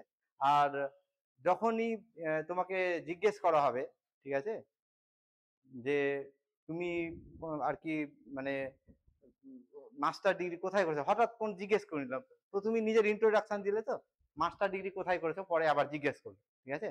তো তুমি ধরো, আমি এক্সাম্পলের জন্য বলছি, যে তুমি কোনো ওপেন ইউনিভার্সিটি থেকে মাস্টার ডিগ্রি করেছো, কিংবা তুমি গ্রাজুয়েশন করেছো কোনো ওপেন ইউনিভার্সিটি থেকে, এইটা বলার সময় ওপেন ইউনিভার্সিটির নাম বলবে, ও বলার সময় কিন্তু নিজের মধ্যে কোনো হেজিটেশন রাখবে না, যে অন্যরা তো মানে রেগুলার ইউনিভার্সিটি থেকে করেছে আর আমি তো করেছি ওপেন ইউনিভার্সিটি থেকে, এই যে এইটা রাখবে না, সব ভ্যালু কিন্তু এক, ও যত মার্ক পাবে তুমিও তত মার্ক পাবে। অতএব এইটা বলার সময় কোনোদিনই কি করবে না, হেজিটেশনটা নিজের মধ্যে নিয়ে আসবে না, যে এটা বলছি, হ্যাঁ, কোনো একটা ওপেন ইউনিভার্সিটির নাম বলছি, তখন আমার স্যাররা এক্সপার্টরা কি ভাববেন, কি এইখান থেকে করতে না, কোনোদিন না। এক্সপার্টরা জানেন যে এটা একদম ইকুয়াল ভ্যালু এগুলো। অতএব এই নিজের মধ্যে এই জিনিসটা নিয়ে আসবে না, হেজিটেশনটা নিয়ে আসবে না, যে একটা ভালো ইউনিভার্সিটি একটা খারাপ ইউনিভার্সিটি, এইভাবে নিয়ে আসবে না, ঠিক আছে। আর তোমাকে যখন জিজ্ঞেস করা হবে যে কেন টিচার প্রফেশনটা নিচ্ছ, আমি আগে বলছি এগুলো সব ট্রেনিং দিব তোমাদের, ঠিক আছে, কেন মানে টিচার প্রফেশনটাকে কেন চুজ করে নিলে, এই অ্যান্সার সঠিকভাবে কি হবে, এটা আমরা অবশ্যই এখানে ডিসকাস করবো, ঠিক আছে, একদম মক ভাইভাতেই ডিসকাস করবো, ঠিক আছে। কিন্তু ওইখানে আগে থেকে বলে রাখি যে মক ভাইভাতে যখন এরকম প্রশ্ন জিজ্ঞাসা, এগুলো কিন্তু এমনি ভাইবার জন্য, মানে ফাইনাল ভাইবার জন্য খুব ইম্পর্টেন্ট, ঠিক আছে। তো এটার অ্যান্সারটা কিভাবে দিতে হবে, এই জিনিসটা আমরা তোমাদেরকে মানে ভালো করে ট্রেনিং দিব, ঠিক আছে। তো তোমার যে মক ভাইভাতে এর কিন্তু আমি যেটা বললাম যে কোনোদিনই কি করবে না, যে নেগেটিভ বা বানিয়ে অ্যান্সারটা দেবে না, বানিয়ে অ্যান্সার দিলে তোমার একটা বড় নেগেটিভ দিক, এটা কিন্তু অনেক পিছিয়ে যাবে তুমি, এটা মনে রাখবে, ঠিক আছে। আর অনেক সময় জিজ্ঞেস করা হয় যে তোমার মানে তোমার একটা নেগেটিভ দিক বলো, নেগেটিভ দিক কি, কিন্তু নেগেটিভ দিক কি এই জিনিসটা অ্যান্সারটা কিন্তু তোমাকে এমন ভাবে দিতে হবে, একটা ট্যাকেল করে দিতে হবে, হ্যাঁ। তোমার নেগেটিভ দিক, ধরো আমি এক্সাম্পলের জন্য বলছি, স্যার আমার নেগেটিভ দিক আমি স্মোকিং করি, এটা কোনোদিন বলবে তুমি? হ্যাঁ, না, এটাকে লুকিয়ে রাখতে হবে, তোমাকে নেগেটিভ দিক এমন একটা বলতে হবে গুছিয়ে, ঠিক আছে। অনেক সময় আবার দেখা যায় যে নেগেটিভ দিক কি, যে স্যার আমার পড়তে ভালো লাগে, এটা কি নেগেটিভ দিক কোনদিন? এইভাবে দেবে না, তোমাকে নেগেটিভ দিক চেয়েছে মানে নেগেটিভ দিকই বলতে হবে তোমাকে। তুমি এইভাবে বলতে পারো যে স্যার আমি আমার নেগেটিভ দিক যে আমি সবাইকে না করতে পারি না, কাউকে না করতে পারি না আমি, ঠিক আছে। আবার এইভাবে বলবে পড়াশোনা রিলেটেড বলতে পারো কি স্যার আমার একটা নেগেটিভ দিক যে আমি মানে গ্রাজুয়েশনে বা এইচএসে আমি একটা রাইটারে বই পড়েছি, আমি চেষ্টা করব যে আরো পরবর্তীতে আরো অন্য বইগুলো পড়ে সেই নলেজ গুলোকে কভার করা। তাহলে যখনই তুমি নেগেটিভ দিক বলবে, নেগেটিভ দিকটা একদম ভালোভাবে বলতে হবে তোমাকে, এবং তার নেগেটিভ দিকটা কিভাবে তুমি মেকআপ দেবে পরবর্তীতে সেটাকেও কিন্তু উল্লেখ করতে হবে এখানে। বোঝা যাচ্ছে? তাহলে এই জিনিসগুলোকে তোমাকে মানে রেডি হয়ে থাকতে হবে আর কি। আচ্ছা দেখা গেল যে তুমি বিয়েতে যাচ্ছ, এক্সপার্টদের রুমে গেলে দিয়ে কোনো একজন এক্সপার্ট পরিচিত হয়ে গেল, হতেও পারে। হ্যাঁ, যে তুমি স্যার ভালো আছেন, খবরদার এটা করবে না কিন্তু, এটা একদম ভীষণ একটা বাজে অ্যাটিটিউড, এটা মাথায় রাখবে। পরিচিত হয়ে গেলেও তুমি একদম নিজের মতো করে থাকবে। হ্যাঁ, তুমি হয়তো ভাববে কি স্যারকে একটু বলে দিই, স্যার আমাকে চিনতে পারছেন, ভালো আছেন, এইটা কোনোদিনই করবে না কিন্তু। এইটা করলে আরো এর অনেক খারাপ দিক আছে, ঠিক আছে, এটা নিয়ে আমরা পরে আলোচনা করব। কিন্তু এটা কোনোদিন এই ধরনের এক্সপ্রেশন করবে না। যদি কোনো কারণে পরিচিত এক্সপার্ট তোমাকে জিজ্ঞেস করেন কি আমাকে কি চিনতে পারছো, তখন অবশ্যই বলবে তুমি, এটা অবশ্যই বলবে। কিন্তু না জিজ্ঞেস করা পর্যন্ত তুমি বলবে না স্যার ভালো আছেন, মানে এমন একটা তুমি অ্যাপ্রোচ করছো কি স্যার আমি তো পরিচিত হয়ে গেছি, আমাকে চাকরিটা দিয়ে দিন, তুমি এমন ভাবে নিজেকে আর কি এক্সপ্রেস করছো, এটা কিন্তু কোনোদিন করা যাবে না, ঠিক আছে। আর যখন এই ধরনের সিচুয়েশন আসবে, ঠিক আছে, একদম নর্মাল থাকবে, এমন ভাবে করবে যে তুমি, আর দেখা গেলো অনেক সময় যে এক্সপার্ট পরিচিত হয়ে গেছেন যে তার দিকে তাকিয়ে অ্যান্সার দিয়ে যাচ্ছে, এটা প্রথমে বলেছি। যিনি প্রশ্ন করুন মানে যে এক্সপার্টই তোমাকে প্রশ্ন করুক না কেন, যখন অ্যান্সার দেবে তখন অবশ্যই সব এক্সপার্টদের দিকে আই কন্ট্যাক্ট রেখে তোমাকে অ্যান্সার দিতে হবে। মানে এমন না যে তোমার এই স্যার পরিচিত পড়েছেন, ওই স্যারের দিকে বেশি করে বলি তাহলে এই স্যার আলো মুগ্ধ হবে, আমাকে চাকরি দিয়ে দিবে, এটা না কিন্তু, এভাবে না। বোঝাতে পারলাম? এই জিনিসগুলোকে কিন্তু কি করতে হবে তোমাকে, মেনটেন করে চলতে হবে, ঠিক আছে, একদম ভালোভাবে করতে হবে আর কি। আর যখনই অ্যান্সার দেবে, হ্যাঁ, অ্যান্সার দেওয়ার সময় একটা নিজের মধ্যে একটা কি বলে মানে একটা চনমনে ভাব নিয়ে আসবে, মানে এমনি করে বসে এমনি করে থেকে গেলে বসে কেমন একটা এক্সপ্রেশন, ওই এক্সপ্রেশনটা নিয়ে আসবে না মধ্যে। হ্যাঁ, নিজের মধ্যে একটা চনমনে ভাব তৈরি করবে। এই চনমনে ভাবটা কি করে তোমার নার্ভাসনেস কমিয়ে দিবে, ঠিক আছে, তোমার মধ্যে কনফিডেন্স গ্রো করাবে, ঠিক আছে, প্রশ্নর উত্তর সঠিকভাবে দিতে পারবে। তুমি সঠিক অ্যান্সারই দিচ্ছ কিন্তু দেখা যাচ্ছে চনমনে ভাব নয়, মনে হচ্ছে কিছু একটা ভয় দিকে আছে তোমার মধ্যে, উত্তর ঠিকই দিচ্ছ কিন্তু একটা ভয় ভয় ঢুকে একদম হয়ে থরথর করছো, করছো। হ্যাঁ, আর ঘেমে একদম তোমার গোটা শরীর ঘেমে যাচ্ছে। হ্যাঁ, এসি চলছে হয়তো এক্সপার্ট রুমে কিন্তু অথচ ঘেমে যাচ্ছে, এইটা তো মানে খুব খারাপ দিকে এগুলো, ঠিক আছে। তা এটা কখন হয়, যখন মানে চনমনে ভাব থাকবে, একটু হালকা স্মাইলিং চেহারার মধ্যে নিয়ে আসবে মুখের মধ্যে, এগুলো সব হয়ে যাবে, গায়েব হয়ে যাবে, ঠিক আছে। আর যদি তোমাকে জিজ্ঞেস করে কেন, এটা প্রথমে একটু আগে বলছিলাম যে কেন টিচার হতে চেয়েছো তুমি, কেন কি টিচার হতে চাও, তাহলে এর উত্তর কিন্তু তোমাকে একদম সামাজিক ভাবে দিতে হবে। মানে এমন ভাবে তুমি উত্তরটা দেবে যে সামাজিক তোমার একটা দায়বদ্ধতা আছে তোমার মধ্যে। কোনোদিনই তুমি এইভাবে উত্তর দিবে না যে আমার ছোট থেকে স্বপ্ন টিচার হওয়া।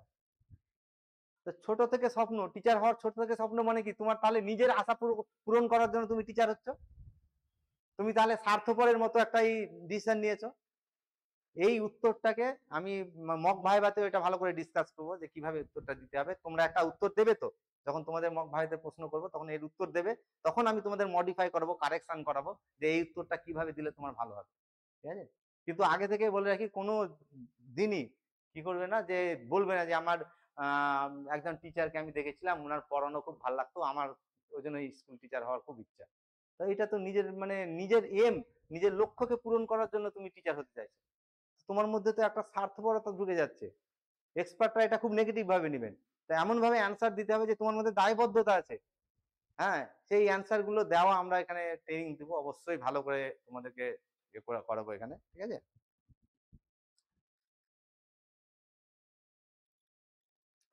আচ্ছা, অনেক সময় দেখা যায় নিজের সম্পর্কে বলতে বলছে, হ্যাঁ, যে নিজের সম্পর্কে বলো, তুমি মাধ্যমিক থেকে বলো, বা নিজের সম্পর্কে বলো এইচএস থেকে বলো, ঠিক আছে?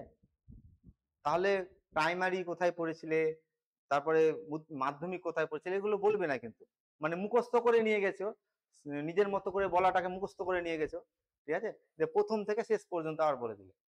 কিন্তু এক্সপার্টরা যদি বলে, কোনো কারণে এক্সাম্পলের জন্য বলছি, যে তুমি গ্রাজুয়েশন থেকে কি কি করেছো এটা একটু বলো নিজের সম্পর্কে, তো গ্রাজুয়েশন থেকেই বলবে কিন্তু।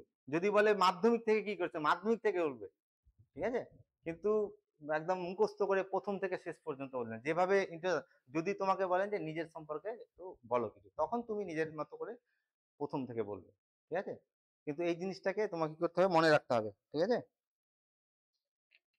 তোমাকে যদি প্রশ্ন করে যে এই যে ডিএলএড করেছো তুমি, ডিএলএড যদি না থাকে তাহলে কি করতে পারবে, টিচার হতে পারবে, প্রাইমারি টিচার হতে পারবে? পারবে না। তা তোমাকে যদি প্রশ্ন করে যে ডিএলএড করাটার কি যুক্তিকতা, ডিএলএডটা কি মানে শুধু সংস্থান বা এর টাকা ইনকামের একটা সোর্স, না এটা আদৌ তুমি কিছু এটাতে ফল পাচ্ছ, না তোমার টিচিং লার্নিং মেথড এতে আর কি ম্যাটেরিয়ালসে কিছু ইফেক্ট করছে, হ্যাঁ, তুমি কি আদৌ কিছু শিখতে পেরেছো, এগুলো কিন্তু খুব ভাইটাল প্রশ্ন ডিএলএড থেকে, ঠিক আছে? ডিএলএড থেকে অনেক প্রশ্ন আলোচনা হবে, সেটা আমি তো আগে বললাম, এক্সপার্টরা এটা মানে থিওরি ক্লাসে ডিসকাস করবেন, ওই পোর্শনে আমি আর যাচ্ছি না, একটু হালকা করে বলে রাখছি এটা, হ্যাঁ। তো এই জিনিসগুলো কিন্তু তোমাকে ভালো করে জানতে হবে, এই জিনিসগুলোকে, বোঝা গেল? কিভাবে উত্তর দিতে হবে, হ্যাঁ, যে ডিএলএড তুমি হয়তো দেখা গেল একজন ডিএলএড করেছে এই চাকরি পাওয়ার জন্যই করেছে, এটা না, ডিএলএড তোমার নিজের মধ্যে রাখতে হবে যে না, আমি যেভাবে এডুকেশন সিস্টেম বলছে টিচার হওয়ার জন্য আমি ওইভাবেই হব, ঠিক আছে? আমি ডিএলএড করব, ডিএলএড করে আমি জানবো যে বাচ্চাদের সঙ্গে কিভাবে ইন্টারাকশন করতে হবে, বাচ্চাদেরকে কিভাবে ট্যাকেল করতে হবে, ক্লাসরুম কিভাবে করতে হবে, মেনটেন করতে হবে, এই জিনিসগুলোকে ভালো করে তোমাকে ই করতে হবে, বুঝতে পেরেছো? তাহলে কোনোদিনই কি হবে না, কোনো নেগেটিভ ভাবে কোনো জিনিসকে প্রেজেন্ট করবে না। আর যখনই প্রশ্ন করবে, কোনো প্রশ্নের কিন্তু উত্তর, এক্সপার্টরা একটা প্রশ্ন করেন, সেই প্রশ্নের উত্তরটা কোনোদিনই রাজনৈতিক ভাবে দেবে না, রাজনৈতিক রঙে রাঙিয়ে দেবে না কোনোদিন, এটা কিন্তু ভুল কোনোদিনই করবে না। তুমি হয়তো ভাবছো যে এখন এই সরকার আছে, তাহলে এই সরকারের একটু নাম করে দিই, তাহলে আমি তাহলে এক্সপার্টদের মন জয় করে নেবো, আমি চাকরি পেয়ে যাবো। না, তুমি একদম সামাজিক দায়বদ্ধতা নিয়ে একদম উত্তর দেবে, বোঝা গেল তো নাকি? তা এই জিনিসগুলোকে, ছোটখাটো জিনিসগুলোকে তোমাকে কিন্তু মেনটেন করতে হবে। আমি এটা তোমাদের এর ক্লাসেই বলে দিব যে মানে তোমার যখন আমি আমি থিওরি ক্লাসটা নেব তখনই এটা ভালো করে বলে দিব। বিশেষ করে আহ, বাচ্চাদেরকে যখন ত্রিভুজ বোঝাবে, ক্লাস 1 2 3 ছেলেদেরকে যখন ত্রিভুজ ব্যাপারটা বোঝাবে, কিভাবে এক্সাম্পল দিতে হবে বাস্তবের সঙ্গে, চতুর্ভুজ বোঝাবে, বৃত্ত বোঝাবে, এই জিনিসগুলোকে তোমাকে আমরা সেই থিওরি ক্লাসে ভালো করে ট্রেনিং দিয়ে দিব, ঠিক আছে?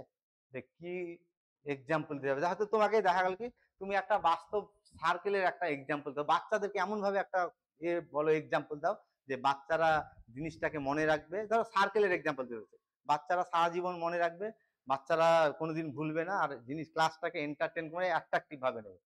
তুমি তখন দেখা গেল যে সার্কেলের এক্সাম্পল দিতে গিয়ে একটা কেকের এক্সাম্পল দিবে, তো কেক পছন্দ করো, বার্থডেতে কেক, হ্যাঁ, এইটা দিয়েছিল, কিন্তু কেকটা কিন্তু তো সবসময় সার্কেল হয় না, কেকটা বিভিন্ন সাইজের হয়, বিভিন্ন আকারের হয়, ঠিক আছে?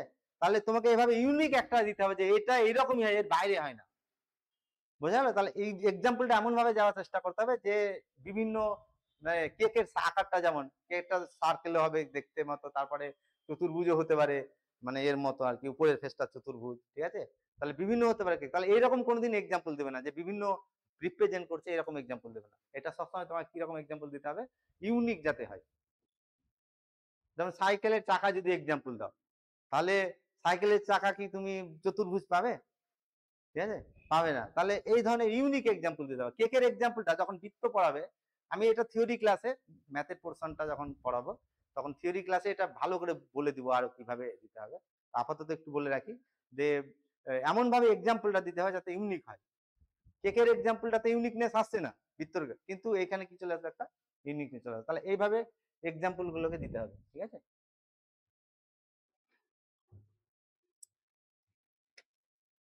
আর একটা জিনিস, প্রত্যেকের নাম যখন বলবে, হ্যাঁ, নামটা মানে নিজের নামের মানেটা মনে রাখবে। এটা খুব একটা পজিটিভ দিক। হ্যাঁ, দেখা গেলো তোমাকে এক্সপার্টরা প্রশ্ন করলেন তোমার নামের মানে কি, তুমি বলতে পারছো না, এটা কিন্তু নেগেটিভ হয়ে গেল। তাহলে অতএব যারা মানে জানো ভালো খুবই, কিন্তু যারা মানে জানো না তারা নিজের নামের মানে মানে অভিজ্ঞ ব্যক্তিদের কাছ থেকে জেনে নেবে। বোঝা যাচ্ছে নাকি? এটা এটা কিন্তু মানে একটা frequently ask question in interview, যে তোমার নামের মানে কি? তোমার কি নাম? কি মানে কি বলো? এই দেখো, দেখো তো, তুমি জানা নেই বলে দিলে। হ্যাঁ, তাহলে জানা নেই, তাহলে তোমার এটা কিন্তু নেগেটিভ দিক। তাহলে তুমি এই যে আমি ক্লাসটা নিচ্ছি তোমাদের, তোমার একটা নেগেটিভ দিক কভার হবে তো নাকি? তাহলে এই ধরনের বিভিন্ন নেগেটিভ দিক তোমার আমরা এই এতে কভার করবো, মক এটাতে কভার করব, ঠিক আছে? কিন্তু তোমাকে কিন্তু আমি বলে দিচ্ছি, তোমার যে এটা ভাইবাটা নিব, তোমার নামের মানে কিন্তু জানবো। আনিকুল নাম তো তোমার, আমি মানে কিন্তু জানবো, ঠিক আছে? আর যদি পারো তার সঙ্গে কে নামটা রেখেছিলেন এটাও একটু চেষ্টা করবে। কেউ তো নাম রেখেছেন তোমার, বাবা মা আব্বা আম্মা ভাই বোন দাদা দিদি, কোনো একজন তো রেখেছেন। কেন মানে কে রেখেছেন এটা একটু জানার চেষ্টা করবে। আর এটা তো স্বাভাবিক যে তোমার নাম কে রেখেছে, এটা তো তোমার মধ্যেও তো একটা প্রশ্ন আসতে পারে, ঠিক আছে? যাই হোক, নামের মানে যখন এক্সপার্ট, এটা আমি আগেই বললাম, frequently ask question in viva, মানে শুধু প্রাইমারি ভাইভা না, যে কোনো টিচিং প্রফেশন বা নন টিচিং প্রফেশনে এটা একটা ফ্রিকোয়েন্টলি আস্ক কোশ্চেন, তোমার নামের মানেটা কি, ঠিক আছে? তাহলে নামের নামের নাম দিয়েও অনেককে আইডেন্টিফাই করা যায়, তাই না? তোমার একজনের আমি নাম জিজ্ঞাসা, নামের মানে জিজ্ঞাসা, সে বললো নামে আমার নামের মানে হচ্ছে বিশ্বাস, আত্মবিশ্বাস। তাহলে এইটা দিয়েই তো তোমার মধ্যে অনেকটা পজিটিভ দিক বেরিয়ে আসছে না, ঠিক আছে? তাহলে এই জিনিসগুলো, এবার তুমি দেখা গেলো তোমার নামের মানে হচ্ছে আত্মবিশ্বাস, আর তুমি ভাইভাতে এক্সপার্টদের সামনে একদম হয়ে মানে আত্মবিশ্বাস হারিয়ে দিয়েছো, তো তখন তো এক্সপার্টরা বলবেন কি তোমার নামের মানে আত্মবিশ্বাস, আর তোমার এখানে আত্মবিশ্বাসের কোনো প্রকাশ নেই, তো তুমি নিজের নিজের মানে ক্যারেক্টারিস্টিকটা তো নিজের ধরে রাখতে পারছো না। তুমি ছাত্রদের মধ্যে কি ধরনের সামাজিকতা, কি ধরনের আলো ক্যারেক্টারিস্টিক তুমি গ্রো করাবে? বোঝাতে পারছি? এগুলো কিন্তু খুব ভাইটাল দিক। বোঝা যাচ্ছে? কারণ নামের মানে দেখা গেল স্মার্ট, আর সে আনস্মার্টলি বসে আছে এক্সপার্টদের সামনে, এগুলো একদম নেগেটিভ। তো যাই হোক না কেন, নামের মানেটা কিন্তু তোমাকে করতে হবে, অবশ্যই মনে রাখতে হবে, ঠিক আছে? আবার এমনও হতে পারে যে তোমরা অনেকেই আছে দেখা গেল যে ডিএলএডও করেছো, আবার বিএডও করেছো, পাওয়া যায় এটা। তোমার বিএড আছে? তাহলে তোমার ডিএলএড আছে তোমার, তাহলে ডিএড, তাই তো? ডিএলএড, তোমার ডিএলএড আছে, তোমার বিএড আছে। তো তোমার যখন তুমি সেলফ ইন্ট্রোডাকশন দেবে, তখন তো আর বিএডটাকে লুকিয়ে রাখবে না, বিএডটাও বলতে হবে তো নাকি? তাহলে এইটা মানে আমি প্রথমেই বলেছি যে প্রাইমারির ভাইভাতে কিন্তু ওইসব দিক থেকে যাবে না, অত মানে হাই লেভেল থেকে প্রশ্ন, বেসিক লেভেল থেকে প্রশ্ন ধরবে, ঠিক আছে? তো অন্তত এইটা তুমি মনে করে নিবে, যে বা রিমাইন্ড করে নিবে যে বিএডে কি কি পড়ানো হয়েছিল, ঠিক আছে? আর ডিএলএড এ যা পড়ানো হয়েছে বিএড এ কিছু কমন ছিল কিনা, থাকলে কোন পোর্শন গুলো কমন, আর কমন যখনই পড়ে গেছে যে ডিএলএড এর সঙ্গে বিএড এর এই জিনিসটা কমন পড়েছে, ওইটা কিন্তু ভাইটাল দিক, ওইটা অবশ্যই তুমি ভালো করে দেখে নিবে। তা বিএড এর অন্যান্য পোর্শন থেকে প্রশ্ন না ধরারই সম্ভাবনা বেশি, কিন্তু কমন গুলোকে একটু কি করবে, দেখে নিবে, ঠিক আছে? আর আমি আগেই বলেছি শুরুতে যে আমি ধরো এক্সাম্পলের জন্য বলছি, একজন কি করেছে তোমার এইচএস পাস করেছে, ডিএলএড করেছে, তারপরে বিএসসি বিএ করেছে, মানে গ্রাজুয়েশন করেছে, তারপরে বিএড করেছে, তারপরে মাস্টার ডিগ্রি করেছে। তুমি যতটা পড়াশোনা করেছো একাডেমিকে, সবগুলো বলবে তুমি, সবগুলোই তুমি বলে, কোনোটা লুকাবে না, কিন্তু বারবার বলছি এটা, কারণ এইগুলো মনে রাখবে, এইগুলো তোমার চাকরি পাওয়ার ক্ষেত্রে অ্যাক্সিলারেশন দেবে, এগুলো তোমার আরো পজিটিভ দিক এটা, ঠিক আছে? তাহলে এই জিনিস, কোনো জিনিসকে কি করা যাবে না, লুকানো যাবে না, কিন্তু সব জিনিসগুলোকে, হ্যাঁ হ্যাঁ, যদি করে থাকো বলবে, এটা অবশ্যই বলবে, হ্যাঁ, ঠিক আছে? আর তুমি ভাবছো যে আমি মাস্টার ডিগ্রি যদি বলে দিই বা বিএড বলে দিই, তাহলে বিএড থেকে তো কিছু পড়িনি, তাহলে বলবো না, এটা কিন্তু কোনদিনই করবে না। ওইটা তুমি ভাবছো, আগে শুরুতেই বললাম যে তুমি ভাবছো যে এটা যদি বলে দিই তাহলে একটা প্রশ্ন ধরবে, আমি পারবো না, 1 নম্বর কমে যাবে। কিন্তু মনে রাখবে 1 নম্বর কমলে 2 নম্বর বাড়বে, যদি বলতে তাহলে কি হতো, 2 নম্বর বাড়তো, 2 আর 1 মাইনাস প্লাস হয়ে কত থাকলো, এক এক পেলে তো নাকি? তাহলে ওই এই মেন্টালিটা রাখবে, ঠিক আছে? এর মধ্যে তো অন্যদের এই জিনিসটাকে নিয়ে আসবে। বোঝা গেল? স্যার স্যার সিভিটা ওপেনই করে সেই একই টাইমে যদি ডিএলএড করি তাহলে কি মাস্টার্স ডিগ্রির কথা বলবো? মানে একই সেশনে করেছো? হ্যাঁ স্যার। একই সেশনে আমি একটা বলি, সিভিতে হচ্ছে না। হ্যাঁ ওইটা ওইটা এখন যেটা শুরু হয়েছে এনইপির আন্ডারে যেটা হচ্ছে, সেটা তুমি একই সময়ে একাধিক কোর্স করতে পারো এবং সেটা ভ্যালিড। কিন্তু এর আগে কিন্তু যদি হয়ে থাকে, হ্যাঁ, দেখা গেলো যে তুমি গ্রাজুয়েশনও করছো, ওই সাইমালটেনিয়াসলি তুমি মানে বিএডও করছো, ঠিক আছে, ওটা কিন্তু দুটো একসঙ্গে অ্যাক্সেপ্টেড না আগের এতে আর কি, আগের সিস্টেমে। কিন্তু এখন এটাকে তুলে দেওয়া হয়েছে, এখন একজন একাধিক কোর্স সাইমালটেনিয়াসলি করতে পারে, ঠিক আছে। অতএব ওইটা মনে রাখবে, যদি ওই আগে হয়ে থাকে অবশ্যই তোমার আগে এটা নিশ্চয়। হ্যাঁ, এটা এনইপি এনইপি তো এই কদিন থেকে শুরু হলো, তাই না? 2000 কত থেকে এনইপিটা? 21 থেকে 20, মানে এনইপি 20 বলছি, কিন্তু ইমপ্লিমেন্ট হয়েছে তারপর থেকে। তো যাই হোক, তার আগে তোমাদের হয়েছে, তাহলে সাইমালটেনিয়াসলি যদি হয়ে থাকে তাহলে এটা না বলাটাই ভালো, ঠিক আছে। কারণ তখন এটা বিতর্কিত হয়ে যায়। আগের সিস্টেমে কিন্তু এটা বিতর্কিত, মানে আগে যেটা ছিল, আমি বলে দিই এটা, আগের চাকরির ক্ষেত্রে একই ডিগ্রি সাইমালটেনিয়াসলি একই ডিগ্রি শো করানো যায়, মানে একটা ভ্যালিড থাকে একটা ইনভ্যালিড হয়ে যায়। আমি একটা এক্সাম্পলের জন্য বলছি, যে তুমি বিএসসি, এরকম হয় না সাধারণত, আমি বোঝানোর সুবিধার জন্য বলছি, যে বিএড আর বিএসসি একই সময়ে করেছো, একই, কিন্তু তোমার কোনটা ভ্যালিড হবে তাহলে? তাহলে বিএসসিটা ভ্যালিড হবে বা বিএটা ভ্যালিড হবে। কেন? কারণ বিএডটা কার পরে হয়? গ্র্যাজুয়েশনের পরে। তাহলে তুমি কোনো এটা এটা যখনই করা হয়, বিএড এ যখন অ্যাডমিশন নেবে, তখন এটা তো হবে না। আমি ধরে নিচ্ছি তর্কের খাতিরে হয়ে গেছে কোনো কারণে তোমার, যে বিএডেও ভর্তি হয়ে গেছো, বিএসসি তে ভর্তি হয়েছে, তর্কের খাতিরে ধরে নিচ্ছি, তাহলে ভ্যালিড কিন্তু কোনটা হবে তোমার? বিএসসিটা ভ্যালিড হবে, ঠিক আছে। এইভাবে কি বুঝতে পেরেছো উত্তরটা? হ্যাঁ স্যার। ঠিক আছে।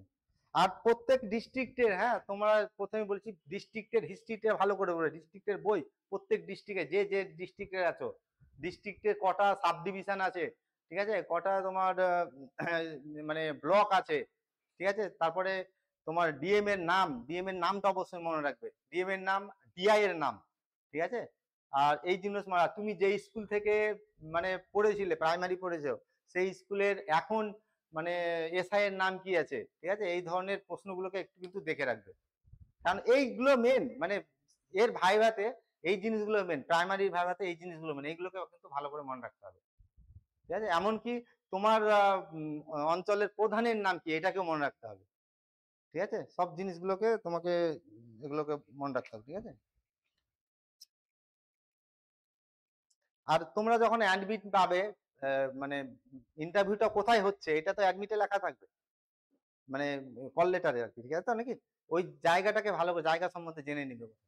হয়তো তুমি ভাইবা দিতে গেছো, এক্সপার্টদের সামনে এক্সট্রা প্রশ্ন করলেন আর কি, যে তুমি যেখানে ভাইবা দিচ্ছ সেই জায়গাটার নাম কি বলতো, তার অ্যাড্রেসটা কি বলতো, ওইটা কিন্তু অবশ্যই দেখবে, হ্যাঁ।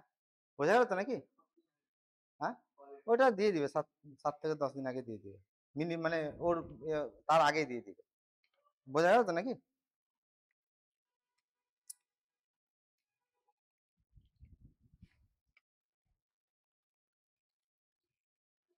আচ্ছা, আর একটা জিনিস তোমাদেরকে মনে রাখতে হবে, যে এই কিছু মানে দৈনন্দিন কিছু মানে খুব যেটাকে বলে তোমার কি, যে কিছু ওয়েল নোন ডিজিজ যেগুলো, এগুলো সম্বন্ধে একটু জেনে নিবে। যেমন তোমার যেমন জ্বর, ঠিক আছে, জ্বর হলে কি খেতে হয় সবাই জানো তো নাকি, ঠিক আছে। তারপরে ঠান্ডা লাগা, ঠান্ডা লাগলে কি করতে হয়, যত্ন নিতে হয়, এই জিনিসগুলো একটু জানবে, ঠিক আছে।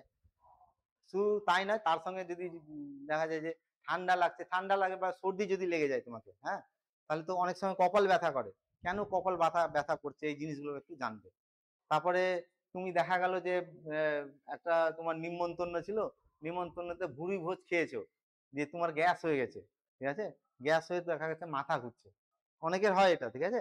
তো কেন গ্যাস হওয়ার সঙ্গে মাথা ঘোরার কি কেন, এগুলো খুব কিন্তু সিম্পল কোশ্চেন, ঠিক আছে। এই জিনিসগুলোকে জেনে নিবে।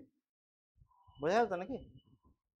আবার কোনো কারণে তোমার উপর এখানে হাড়ে লেগে গেল, হাড়ে লাগলে কি করতে হয়, একটু বরফ দিতে হয়, সঙ্গে সঙ্গে বরফ দিতে হবে, যে তারপরের দিন বরফ, ঠান্ডা জল গরম, ঠান্ডা গরম দিতে হয় না, ঠান্ডা গরম দিয়ে এই জিনিসগুলোকে একটু জেনে নিবে, ঠিক আছে, কেন হয়, কি করতে হয়, ছোটখাটো রোগগুলো। বোঝা গেল তো নাকি? অনেকের দেখা যায় যে অনেক বাচ্চাদের লালা চুয়ায় 3-4 পড়ছে, কিন্তু কি হচ্ছে সালিভা যেটাকে বলছে, জিভ দিয়ে বা মুখ দিয়ে লালা বেরোচ্ছে। কেন বেরোয় এটা, এই জিনিসগুলো একটু জেনে নেবে, ঠিক আছে? আমরা এটা মানে মকে ভালো করে ডিসকাস করব, ঠিক আছে?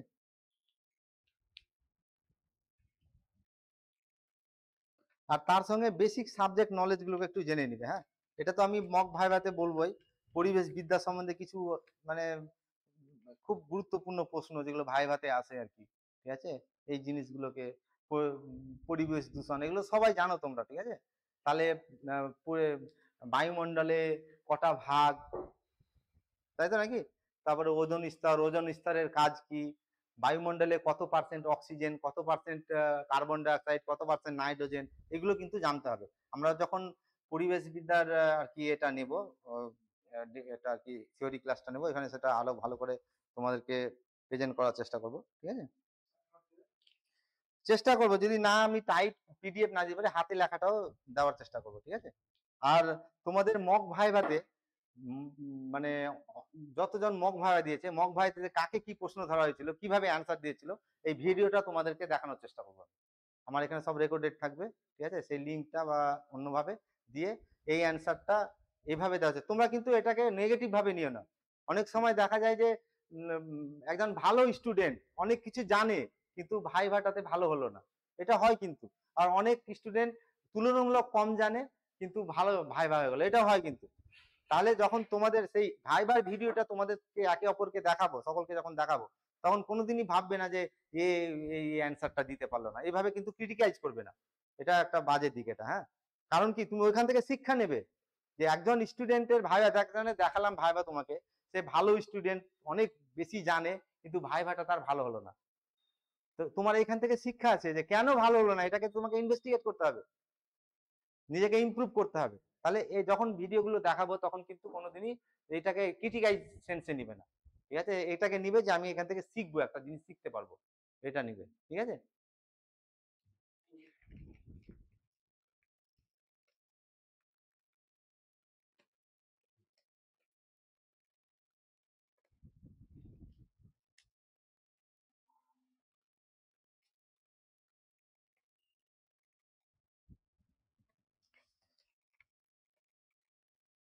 আচ্ছা, তোমাকে যদি জিজ্ঞেস করে যে তুমি ম্যাথামেটিক্সের স্টুডেন্ট নাকি, হ্যাঁ, তুমি ফিজিক্সের, তুমি ফিজিক্স কেন নিয়েছো যদি প্রশ্ন করে তোমাকে, ফিজিক্স নিয়ে কেন পড়লে তুমি, এত সাবজেক্ট থাকতে ফিজিক্স নিয়ে কেন পড়লে? ঠিক আছে, এই ধরনের প্রশ্ন কিন্তু ভাইভাতে খুব আসে। ফিজিক্স নিয়ে কেন পড়লে? তুমি এমন ভাবে উত্তরটা দিচ্ছ, হ্যাঁ, যে ফিজিক্সটাই মেন, আর অন্য সাবজেক্ট সব মানে কি কি বলবো এটাকে, মানে গুরুত্ব নেই। এইটা এইভাবে কিন্তু কোনদিন অ্যান্সার দেবে না। অ্যান্সারটা এমন ভাবে দিয়ে, আমরা ডেমোতে মানে মক ভাইভাতে এটাকে ভালো করে নিয়ে আলোচনা করব। যখন এই প্রশ্নটা করবো, কি উত্তর দিবে, কিভাবে তুমি একটা উত্তর দেবে, কিভাবে উত্তর দিতে হবে এটা আমি তখন শিখিয়ে দিব, ঠিক আছে? তো আপাতত বলে রাখি যে এমন ভাবে উত্তরটা দিবে যাতে কি হয়, কোনো সাবজেক্ট ছোট না হয়। কারণ মাথায় রাখবে, টেবিলের ওইদিকে মানে এক্সপার্টরা যারা আছেন, তুমি দেখা গেল যে ফিজিক্সের কোনো টিচারই নাই, অন্য সাবজেক্টের, ইতিহাসের, বাংলার টিচার আছেন এখানে, তো তুমি এমন ভাবে উত্তরটা দিলে যে ফিজিক্স সবকিছু আর অন্য কিছু সব ফাঁকা, এটা দিলে কিন্তু এক্সপার্টরা কিন্তু তো এটাতে তোমাকে অ্যাটাক করবেন। অতএব এমন ভাবে অ্যান্সার দেবে যে সব সাবজেক্টকে সমান গুরুত্ব দিবে, দিয়ে তোমার সাবজেক্টটা কেন নিয়েছিলে এটা তোমাকে বলতে হবে। এবং এই বলাটাকে আমরা এখানে ট্রেনিং দেবো, অবশ্যই বুঝিয়ে দিব যে কিভাবে এটা দিতে হবে। কিন্তু আগে থেকে বলে রাখলাম যে কোনোদিনই এইভাবে অ্যান্সার দিবে না। তুমি ম্যাথের স্টুডেন্ট, ঠিক আছে? তোমার কি স্টুডেন্ট, তোমার পিওর সায়েন্স, তুমি ম্যাথামেটিক্স, তাহলে এমন ভাবে অ্যান্সারটা দিবে যে কোনো এক্সপার্ট যাতে মানে দুঃখ না পান, এটা মাথায় রাখতে হবে। দেখা গেল তুমি ইতিহাস, মানে আমার স্যার ইতিহাস, ইতিহাস পড়ে কিছু হয় না, ইতিহাস কেন পড়বো, আমি ম্যাথ পড়বো, ম্যাথ পড়ে আমি ইয়ে করতে পারবো, ইনকাম করতে পারবো, চাকরি পাবো, আমি প্র্যাকটিক্যাল লাইফে ই করতে পারবো, মানে আমার অ্যাপ্লাই করতে পারবো ম্যাথ। কিন্তু তুমি মনে রাখবে যে হিস্ট্রিটাও, ম্যাথেরও হিস্ট্রি আছে কিন্তু, কি নেই? তাহলে হিস্ট্রিকে তুমি ছোট করতে পারছো, ম্যাথের হিস্ট্রি আছে, তাহলে সেই হিস্ট্রিটা গেল কোথায়? কি বোঝা যাচ্ছে? তাহলে এইটা কিন্তু একটা খুব ভাইটাল দিক, যে যখনই এই ধরনের প্রশ্ন জিজ্ঞেস করা হবে, সেই প্রশ্নটাকে কিন্তু তোমাকে ট্যাক্টফুলি অ্যান্সার দিতে হবে। এমন ভাবে অ্যান্সার দিবে যাতে সব সাবজেক্টের গুরুত্ব সমান থাকে, তারপরে তোমার দিকটাকে তুলে এটাকে করবে। বোঝা গেল? এই জিনিসগুলোকে তোমাকে মনে রাখতে হবে। পেনটা দাও তো তাহলে একটু।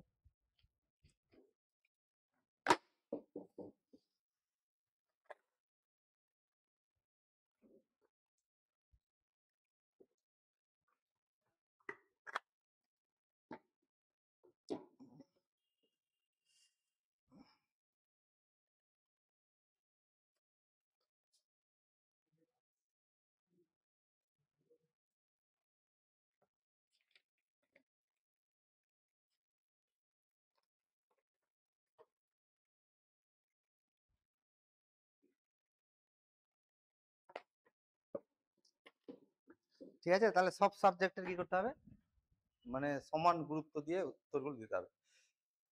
এইগুলো কিন্তু মানে ট্যাক্টফুলি কি করতে হবে, তোমাকে ম্যানেজ করতে হবে, বুঝতে পারলে?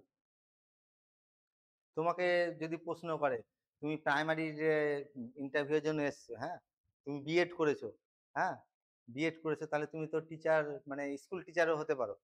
তাহলে তুমি দেখা গেলো প্রাইমারিরও পেলে, হ্যাঁ, কল পেলে, আবার স্কুলেরও কল পেলে। তা তুমি প্রাইমারি কেন ছাড়বে, ওইটা কেন যাবে, তাই এমন ভাবে তুমি উত্তরটা দেবে। এই উত্তরগুলো আমরা দেওয়া শিখাবো এখানে, যে এমন ভাবে উত্তর দেবে যাতে কি হয়, মানে গুরুত্বটা তোমার একই, তুমি সামাজিক দায়বদ্ধতাই পালন করবে, কিন্তু এইখান থেকে তুমি স্কোপটা বেশি পাবে। এইভাবে তোমাকে প্রেজেন্ট করতে হবে। কোনোদিনই বলবে না যে স্যার প্রাইমারিতে তো বেতন কম। হ্যাঁ, এই জিনিসটা কিন্তু একদম বাজে দিক, নেগেটিভ দিক। হ্যাঁ, যে স্যার এখানে তো বেশি বেতন পাবো, আমি তো সামাজিক কাজ করবো, ঠিক আছে, কিন্তু টাকাটা তো ইনকাম হবে এখানে তো বেশি পাবো। এই ধরেন না, তোমার সামাজিক দায়বদ্ধ, অবশ্যই সেটা একটা ইকোনমিক সাপোর্ট পজিটিভ দিক, ঠিক আছে, তোমার মধ্যে এটা থাকবে, কিন্তু সামাজিক দায়বদ্ধতা তুমি সোশ্যাল ওয়ার্কার হিসাবে কতটা সার্ভ করতে পারবে, এই জিনিসটাকে তোমার এম ছিল এখানে। প্রাইমারিতে যে কাজটা করতে পারছিলে, এইভাবে অ্যান্সার দেবে যে আমি সেই সামাজিক দায়বদ্ধতাগুলো পালন করব, ওইখানে আমি স্কোপটা আরো বেশি পাবো, এই জিনিসগুলো তুমি বলবে ওইভাবে। ঠিক আছে, তার সঙ্গে আরো কি কি পজিটিভ ভাবে বলা যায় সেটা আমি বললাম, এখানে ডিসকাস করবো আমরা। আর তোমরা তো মানে এক সেকেন্ডও মোবাইল ছাড়া থাকো না, কি মানে বাথরুমটাতে মোবাইল নিয়ে যাও না নাকি? হ্যাঁ, মানে বাথরুম বাদ দিয়ে সবই জায়গায় মোবাইল। কিন্তু ভাই ভাই এক্সপার্টের যখন রুমে প্রবেশ করবে, তুমি ইন্টারভিউ রুমে প্রবেশ করবে, তখন এটা প্রথমেই মোবাইলটাকে পারলে বাইরে যিনি থাকবে তাকে সুইচ অফ করে দিয়ে আসবে। এটা আমার সব থেকে বড় সাজেশন, ঠিক আছে? যদি না হয় কাউকে দেওয়ার মতো, তো তুমি সুইচ অফ করবে ভালো করে। হ্যাঁ, অনেক সময় দেখা যায়, অনেক সময় সুইচ অফ করে কোনো রকমে হাত পরে আবার সুইচ অন হয়ে গেছে, কি হয় না? তো এইটা দরকার হলে সাইলেন্স করবে, ঠিক আছে, সিম অফ করবে, দিয়ে সুইচ অফ করবে, তাও ভালো। এইটা কিন্তু খুব নেগেটিভ দিক, কিন্তু এটা কিন্তু করা যাবে না, ঠিক আছে? আর মনে রাখবে, যদি কোনো কারণে তোমার এটা হয়, মানে কোনো কারণে মোবাইলটা বাইরে রাখতে পারলে না, সুইচ অফ করে তুমি পকেটে রেখেছো, কিন্তু এমন ভাবে তুমি করবে না যে পকেটে আছে এমনি করে মোটা করে মোবাইল লম্বা হয়ে আছে, এটা যাতে কম বোঝা যায় যাতে না যায়, এই দিকটা করবে। কিন্তু এটা একটা জিনিস মনে রাখো, যে ওটা যদি মোবাইল রাখো, একটা বড় মোবাইল, মানে এখন যে মোবাইল গুলো আছে এর এর কম তো মানে লেন্থ আর ওয়াইড হবে না, তাই না? তো পকেটে যখনই রাখবে তখনই তো একটা মানে থাকার চিহ্ন থেকে যাবে। তো এই জিনিসটাকে অ্যাভয়েড করবে, এটা কিন্তু একটা মানে ইন্টারভিউ রুমের এটা একটা মানে গেস্টার আর, ঠিক আছে? এমন না যে তুমি মোবাইল নিয়ে ঢুকে গেলে মানে চাকরি হবে না, এটা না, কিন্তু এটা একটা গেস্টারের মধ্যে পড়ে। বোঝা গেল তো নাকি?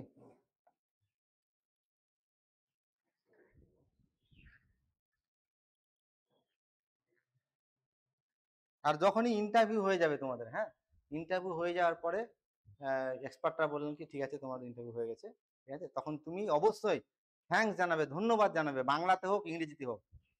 এক্সপার্টরা বললেন তুমি চলে গেলে এরকম করবে না, ঠিক আছে, অবশ্যই কি হবে, ধন্যবাদ জানিয়ে তুমি উঠবে। ঠিক আছে, উঠার পরে না, প্রথমে ধন্যবাদ দিলে, দিয়ে চেয়ার থেকে উঠলে একদম পোলাইট ভাবে চলে যাবে। তাড়াহুড়ো করে হুড়মার করে যে দরজা খোলার সময় আসছি স্যার করে দরজাকে এমনি করে খুলে দিলে, এটা কিন্তু করবে না। ঠিক আছে, দরজা প্রথমে দেখবে দরজাটা কি অটো লক আছে, যে অটো লক মানে কি এমনি করে ঠেলে ঢুকলাম, অটোমেটিক নিজে বন্ধ হয়ে যাবে, ঠিক আছে? তো এটা যদি থাকে তাহলে কি হবে, আস্তে করে ছেড়ে দিবে, চলে যাবে। আর অটো লক নাই, তুমি অবশ্যই, অটো লক যদি না থাকে তাহলে ঢোকার পরে 80 শেয়ার বলে ঢুকবে, ঢুকার পরে মানে পারমিশন পাওয়ার পরে দরজাটাকে আস্তে করে লাগিয়ে দেবে, এভাবে দরজাটাকে আস্তে করে লাগিয়ে দেবে, হুড়ুম করে লাগিয়ে দেবে, দরজাটাকে আস্তে করে লাগাবে। আর যদি তোমার অটো লকার থাকে তাহলে তো আস্তে করে ছেড়ে দিবে। যে এটা কিন্তু একটা ঢোকার সময় এন্ট্রান্সের একটা অ্যাট্রাকশন, কিন্তু এটা মনে রাখবে যে এন্ট্রান্সেই তুমি একদম ভুল করে দিলে, মানে যাকে আমরা বিসমিল্লাহ গলত বলে থাকি, তাই তো নাকি?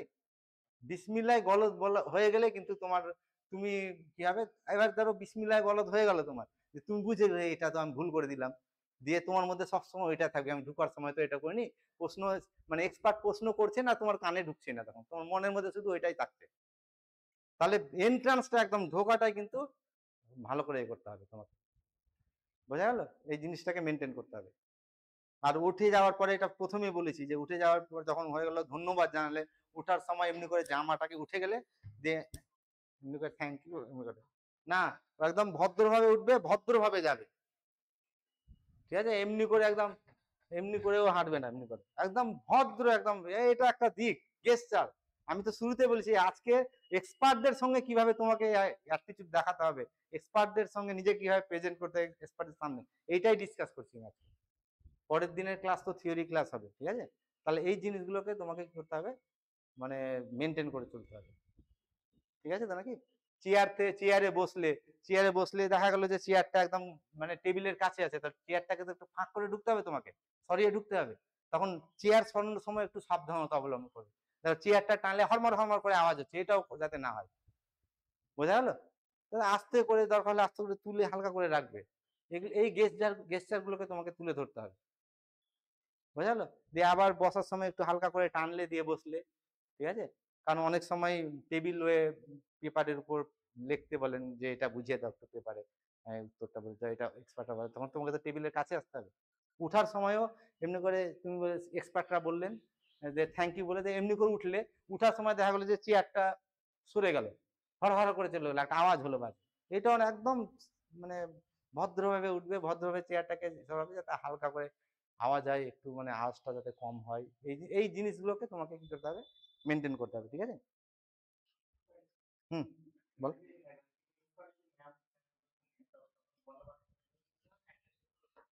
ধন্যবাদ স্যার বলে দিবে, তাহলে হয়ে যাবে, ঠিক আছে? আর এটা বলবে না, হ্যাঁ, যে ধন্যবাদ স্যার ম্যাডাম, এটা বলবে না কোনো, কি বোঝা যাচ্ছে? তোমার এক্সপার্ট হয়ে গেলে, মানে তোমার ইন্টারভিউ হয়ে গেল, যে স্যারও আছেন ম্যাডামও আছেন, যে তুমি বলে থ্যাংক ইউ স্যার ম্যাডাম, এটা বলবে না, এটা এই ল্যাঙ্গুয়েজটা ঠিক না। থ্যাংক ইউ স্যার বলবে কিংবা থ্যাংক ইউ ম্যাডাম বলবে, শুধু থ্যাংক ইউ বলবে না, ঠিক আছে? বোঝা গেল তো নাকি? কোনটা? না, ওটা বলা ঠিক না, একবারই বলবো, ঠিক আছে? দুটো বলাটা ওটা হয়ে যাচ্ছে, ঠিক আছে? তাহলে তো ধন্যবাদ স্যার বলছো, তাহলে স্যারকে তুমি আগে প্রাধান্য দিচ্ছ।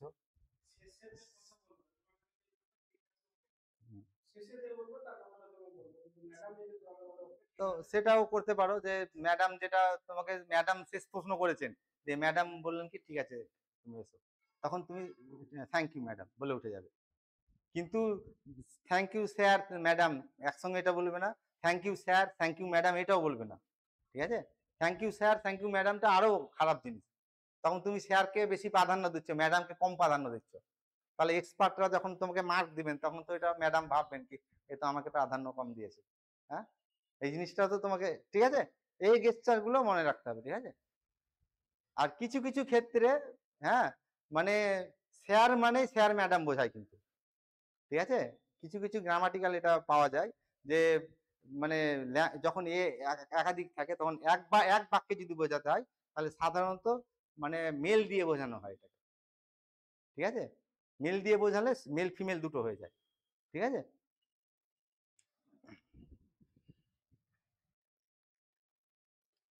আর টাইমটা কিন্তু ভাইটাল জিনিস, হ্যাঁ, টাইমটা মনে রাখবে, যে তুমি তোমার এরপরে এক্সপার্ট রুম থেকে একজন বেরিয়ে আসবেন, তারপরে তুমি ঢুকবে তো নাকি, যে তোমাকে ডাকছে, তুমি কোথায় চলে গেছো, কেউ কেউ ফোন করেছে, ফোনে ব্যস্ত আছে তুমি, এই গ্যাপটা কিন্তু কোনোভাবেই করা যাবে না কিন্তু, ঠিক আছে? একদম মনে রাখবে যে যতই গুরুত্বপূর্ণ ফোন আস না, আমি এই কাজটা আমি ভাইবাটা আগে দিই, বোঝা যাচ্ছে তো নাকি? তাহলে যখনই মানে তোমাকে ডেকে পাঠানো হবে নেক্সট এসো, তোমার নাম বলে আনিকুল এসো, হ্যাঁ, তখন কিন্তু সেই সময়ই যেতে হবে, ওই গ্যাপটাকে কিন্তু একদম জিরো করতে হবে, দেখলো নাম ডেকে পাচ্ছে না, তাহলে এটা কিন্তু খুব নেগেটিভ দিক। কি বোঝা গেল তো নাকি?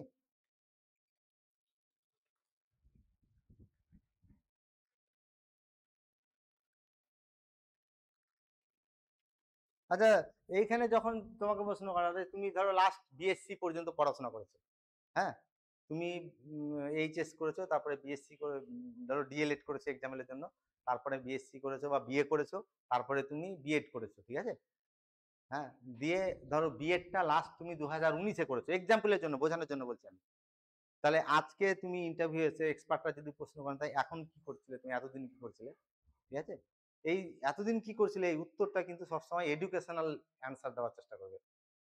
দেখা গেল তোমার বিয়ে হয়ে গেছে, হ্যাঁ, দিয়ে বলছে কি এখন তো আমি সংসার করি স্যার, এইটা এটা এই ধরনের উত্তর দেবে না কিন্তু, ঠিক আছে? এই এখন আমি এখন সংসার করছি, ঘর করছি, এটা তো একটা পার্সোনাল লাইফ। এক্সপার্টরা পার্সোনাল লাইফ নিয়ে তোমাকে কিছু জিজ্ঞেসই করবে না। যখনই এক্সপার্ট কোনো প্রশ্ন করবেন তখন মনে রাখবে যে এটা একদম এডুকেশনাল বেসড অ্যান্সার হতে হবে তোমাকে। বোঝা গেল তো নাকি? আমি এখন বাচ্চা আছে আমার, আমি সংসার করছি, আমার এ আছে, শ্বশুর শাশুড়ি আছে, বা আমার এ আছে, মানে স্বামী আছে, এই ধরনের অ্যান্সার দেবে না একদম। এটা তোমার একদম ব্যক্তিগত লেভেলের অ্যান্সার হয়ে গেল। কোনো ব্যক্তিগত লেভেলের, হ্যাঁ, যদি এক্সপার্ট তোমাকে প্রশ্ন করেন এই ধরনের, তখন তুমি সেটা বলতে পারো। সাধারণত প্রশ্ন এই ধরনের এক্সপার্টরা করেন না। অতএব তোমাকে অ্যান্সারটা কিভাবে দিতে হবে, অ্যান্সারটা একদম এডুকেশনাল রিলেটেড অ্যান্সার দিতে হবে, ঠিক আছে? একাডেমিক অ্যান্সার হতে হবে তোমার এটা, ঠিক আছে নাকি? আবার অনেক সময় দেখা যায় যে অনেকের কি হয়, অসুস্থতাকে এর মধ্যে মানে এক্সপার্টদের সামনে প্রকাশ করে নেয়, ঠিক আছে? মানে আল্লাহ উপরওয়ালা না করা, এটা আমি এক্সাম্পলের জন্য বোঝানোর জন্য বলছি তোমাদেরকে, যে তোমার তুমি এতদিন তাহলে একটা প্রশ্ন ধরলে তো কেন কেন পড়াশোনা করনি বা এ করনি, হ্যাঁ, তো তুমি কোনোদিনই বলো না কি এই মানে ইমোশনাল দিকটাকে এখানে অতটা গ্রো করাবে না, যে আমার আমার ফ্যামিলির এই গুরুত্বপূর্ণ মেম্বার একজন খুব অসুস্থ হয়ে আছেন, আমি তাকে নিয়ে থাকি, উনি হাঁটতে পারেন না, উনি মানে এমন করবে না, দেখাবে না যে ওইটা তোমার বিশাল বাধা, এটা দুর্বলতা তোমার, ঠিক আছে, কিন্তু ওই দুর্বলতাকে কোনদিন বাধা করবে না। এক্সপার্টরা কিন্তু বেশি যখন এটা তুমি দেখাতে যাবে, এক্সপার্টরা নেগেটিভ ভাবে নিবে। তো এক্সপার্টরা তখন কি ভাববেন কি এর ফ্যামিলিতে তো একে ছাড়া এ চিনে না, একে এইটাই মেন হয়ে যাচ্ছে, হ্যাঁ। আমি কোনোদিনই বলছি না যে ফ্যামিলি মেম্বারকে তুমি করে রাখো, ফ্যামিলি মেম্বারকে গুরুত্ব দিয়ে তোমাকে পালন করতে হবে, তোমার ভরণ পোষণ করতে হবে, কিন্তু এমন ভাবে সেটাকে প্রেজেন্ট করবে না যাতে দেখা যায় এক্সপার্টরা এরকম চিন্তা ভাবনা নিজের মধ্যে নিয়ে আসেন যে যদি চাকরি দিই তাহলে তো স্কুলই আসবে না, শুধু এই করতেই ব্যস্ত থাকবে, কি এরকম হয় না? তো এক্সপার্টরা তখন ভাববেন তুমি তো এইটা নিয়েই যদি তোমার মানে তোমার সমস্যাটাকে, মানে ব্যক্তিগত সমস্যা বা এই সমস্যাটাকে ওখানে ইমোশনালি মানে ডিপলি রিপ্রেজেন্ট করবেন, ওইটা একটা নেগেটিভ দিক হয়ে যাবে। তখন এক্সপার্টরা এভাবে নেগেটিভ নেন, তাহলে তো স্কুলে চাকরি পাবে, জয়েন করবে, স্কুলে আসবে না, হেডমাস্টারকে রোজই বলবে কি আমি এখানে আজকে যাব, আজকে একে এখানে নিয়ে যাব, আজকে এই চিকিৎসা করাবো, ঠিক আছে? তাহলে নিজের প্রত্যেকেরই কি থাকবে, ব্যক্তিগত সমস্যা থাকতে পারে, অসুস্থতা থাকতে পারে আমাদের, কিন্তু সেটাকে একদম ইমোশনালি এদের সামনে প্রেজেন্ট করার কোনো দরকার নেই, ঠিক আছে? অবশ্যই তোমার মধ্যে ইমোশন থাকবে, সেটা স্বাভাবিক, ঠিক আছে? আচ্ছা, যাই হোক না কেন, আমরা তাহলে এর পরের দিন থেকে এগুলো নিয়ে আরো ডিসকাস করব। আর একটা জিনিস মনে রাখবে যে এক্সপার্টদের সঙ্গে কোনোদিন তর্কে জড়িয়ে যাবে না কিন্তু।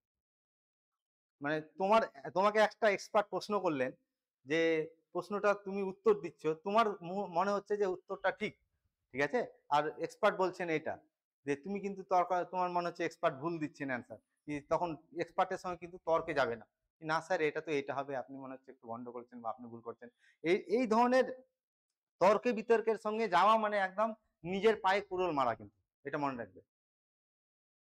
মানে মনে রাখবে যে এক্সপার্ট যিনি আছেন তোমার থেকে অনেক অভিজ্ঞ, অনেক মানে তোমার একাডেমিক লোক, ঠিক আছে, অনেক বেশি জানেন, এটা মনে রাখবে। হতে পারে আমি তর্কের খাতিরে ধরে নিচ্ছি যে হতে পারে এক্সপার্ট ওই মুহূর্তে অন্য ওই জিনিসটাকে একটু অন্যভাবে বলছেন, হ্যাঁ, তুমি বুঝতে পারছো যে এটা ভুল, তাও সেটাকে তুমি নিয়ে তর্ক বিতর্কে জড়িয়ে দেবে না, কারণ এক্সপার্টদের সঙ্গে তর্ক করা একটা এটা ব্যাড বডি ল্যাঙ্গুয়েজ, এটা এক্সপার্টদের সঙ্গে কোনোদিনই কি যাবে না, তর্কেতে জড়িয়ে যাবে না, ঠিক আছে?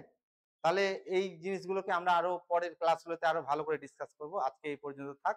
তোমরা এগুলোকে মানে যে ডিস্ট্রিক্টের বইটা বললাম সেটা বইটা নিয়ে কিন্তু পড়াশোনা শুরু করো না, হ্যাঁ, সেখান থেকে মক ভাইভাতে আমরা প্রশ্ন ধরবো, ঠিক আছে? হ্যাঁ,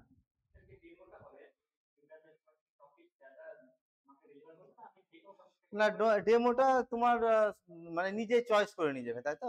নিজে চয়েস করে নেওয়াটা ভালো। সাধারণত দুটো ডেমো তৈরি করে নিয়ে যাবে, হ্যাঁ? দুটো ডেমো করবে, ঠিক আছে? মানে একটা সাধারণত এক্সপার্টরা তোমাকে তোমার পছন্দের ডেমোটা এখানে প্রেজেন্ট করতে বলে। হ্যাঁ, হ্যাঁ, হ্যাঁ, ওইগুলো তো অবশ্যই বলবে, ঠিক আছে? হ্যাঁ, ও বলতে হবে, ওগুলো বলবে যে এই শ্রেণীর এটা তুমি আলোচনা করছো, ঠিক আছে? না না, সাধারণত এটা ডেমোতে মেনশন করবে না। তুমি তোমার মতো করে ধরো ক্লাস 2 এর একটা জিনিস তুমি বোঝাবে, সেটাকে ডেমোতে এটা প্রেজেন্ট করবে, ঠিক আছে? হ্যাঁ, সাধারণত মানে ওইখানে এক্সপার্টরা তোমাকে এক্সপার্টদের পছন্দের একটা ডেমো দিতে পারবে না, এটা সাধারণত হয় না, মানে রেয়ার কেস, ঠিক আছে? তুমি নিজের মতো করে ডেমোটা তৈরি করে নিয়ে যাবে, বোঝা গেল? আর তোমরা তো ডিএলএড এ শিখেছো কিভাবে কোথায় লিখতে হয়, কোথায় সাবজেক্ট, কোথায় ক্লাস, কোন দিকে ডেট লিখতে হয়, এই জিনিসগুলোকে কিন্তু ভালো করে একটু করে নেবে, ঠিক আছে? আচ্ছা ঠিক আছে, সবাই ভালো থেকো, পড়াশোনা করো, হ্যাঁ? হ্যাঁ, হ্যাঁ, কোনটা? আচ্ছা, ওইটা তো ডিসকাস করবো আমরা, এতে না ভাগাতে এসছো, অবশ্যই ডিসকাস করবো, ওই ধরনের প্রশ্ন আমি করবোই তো, বললাম তো, ঠিক আছে? ওই ধরনের প্রশ্ন অবশ্যই আমি করব, ঠিক আছে? অসুবিধা নেই। আচ্ছা ঠিক আছে, পরের ক্লাসে তাহলে কোন থিওরি ক্লাসটা হবে, হ্যাঁ, সেটা আমরা বলে দিব, তোমাকে গ্রুপে জানিয়ে দেবো, ঠিক আছে? রবিবারই হবে তো নাকি? রবিবারই হবে, হ্যাঁ। প্রত্যেক রবিবারই চেষ্টা করো, তো রবিবারই ভালো হবে তো নাকি তোমাদের? ঠিক আছে, রবিবারই চেষ্টা করো, ঠিক আছে?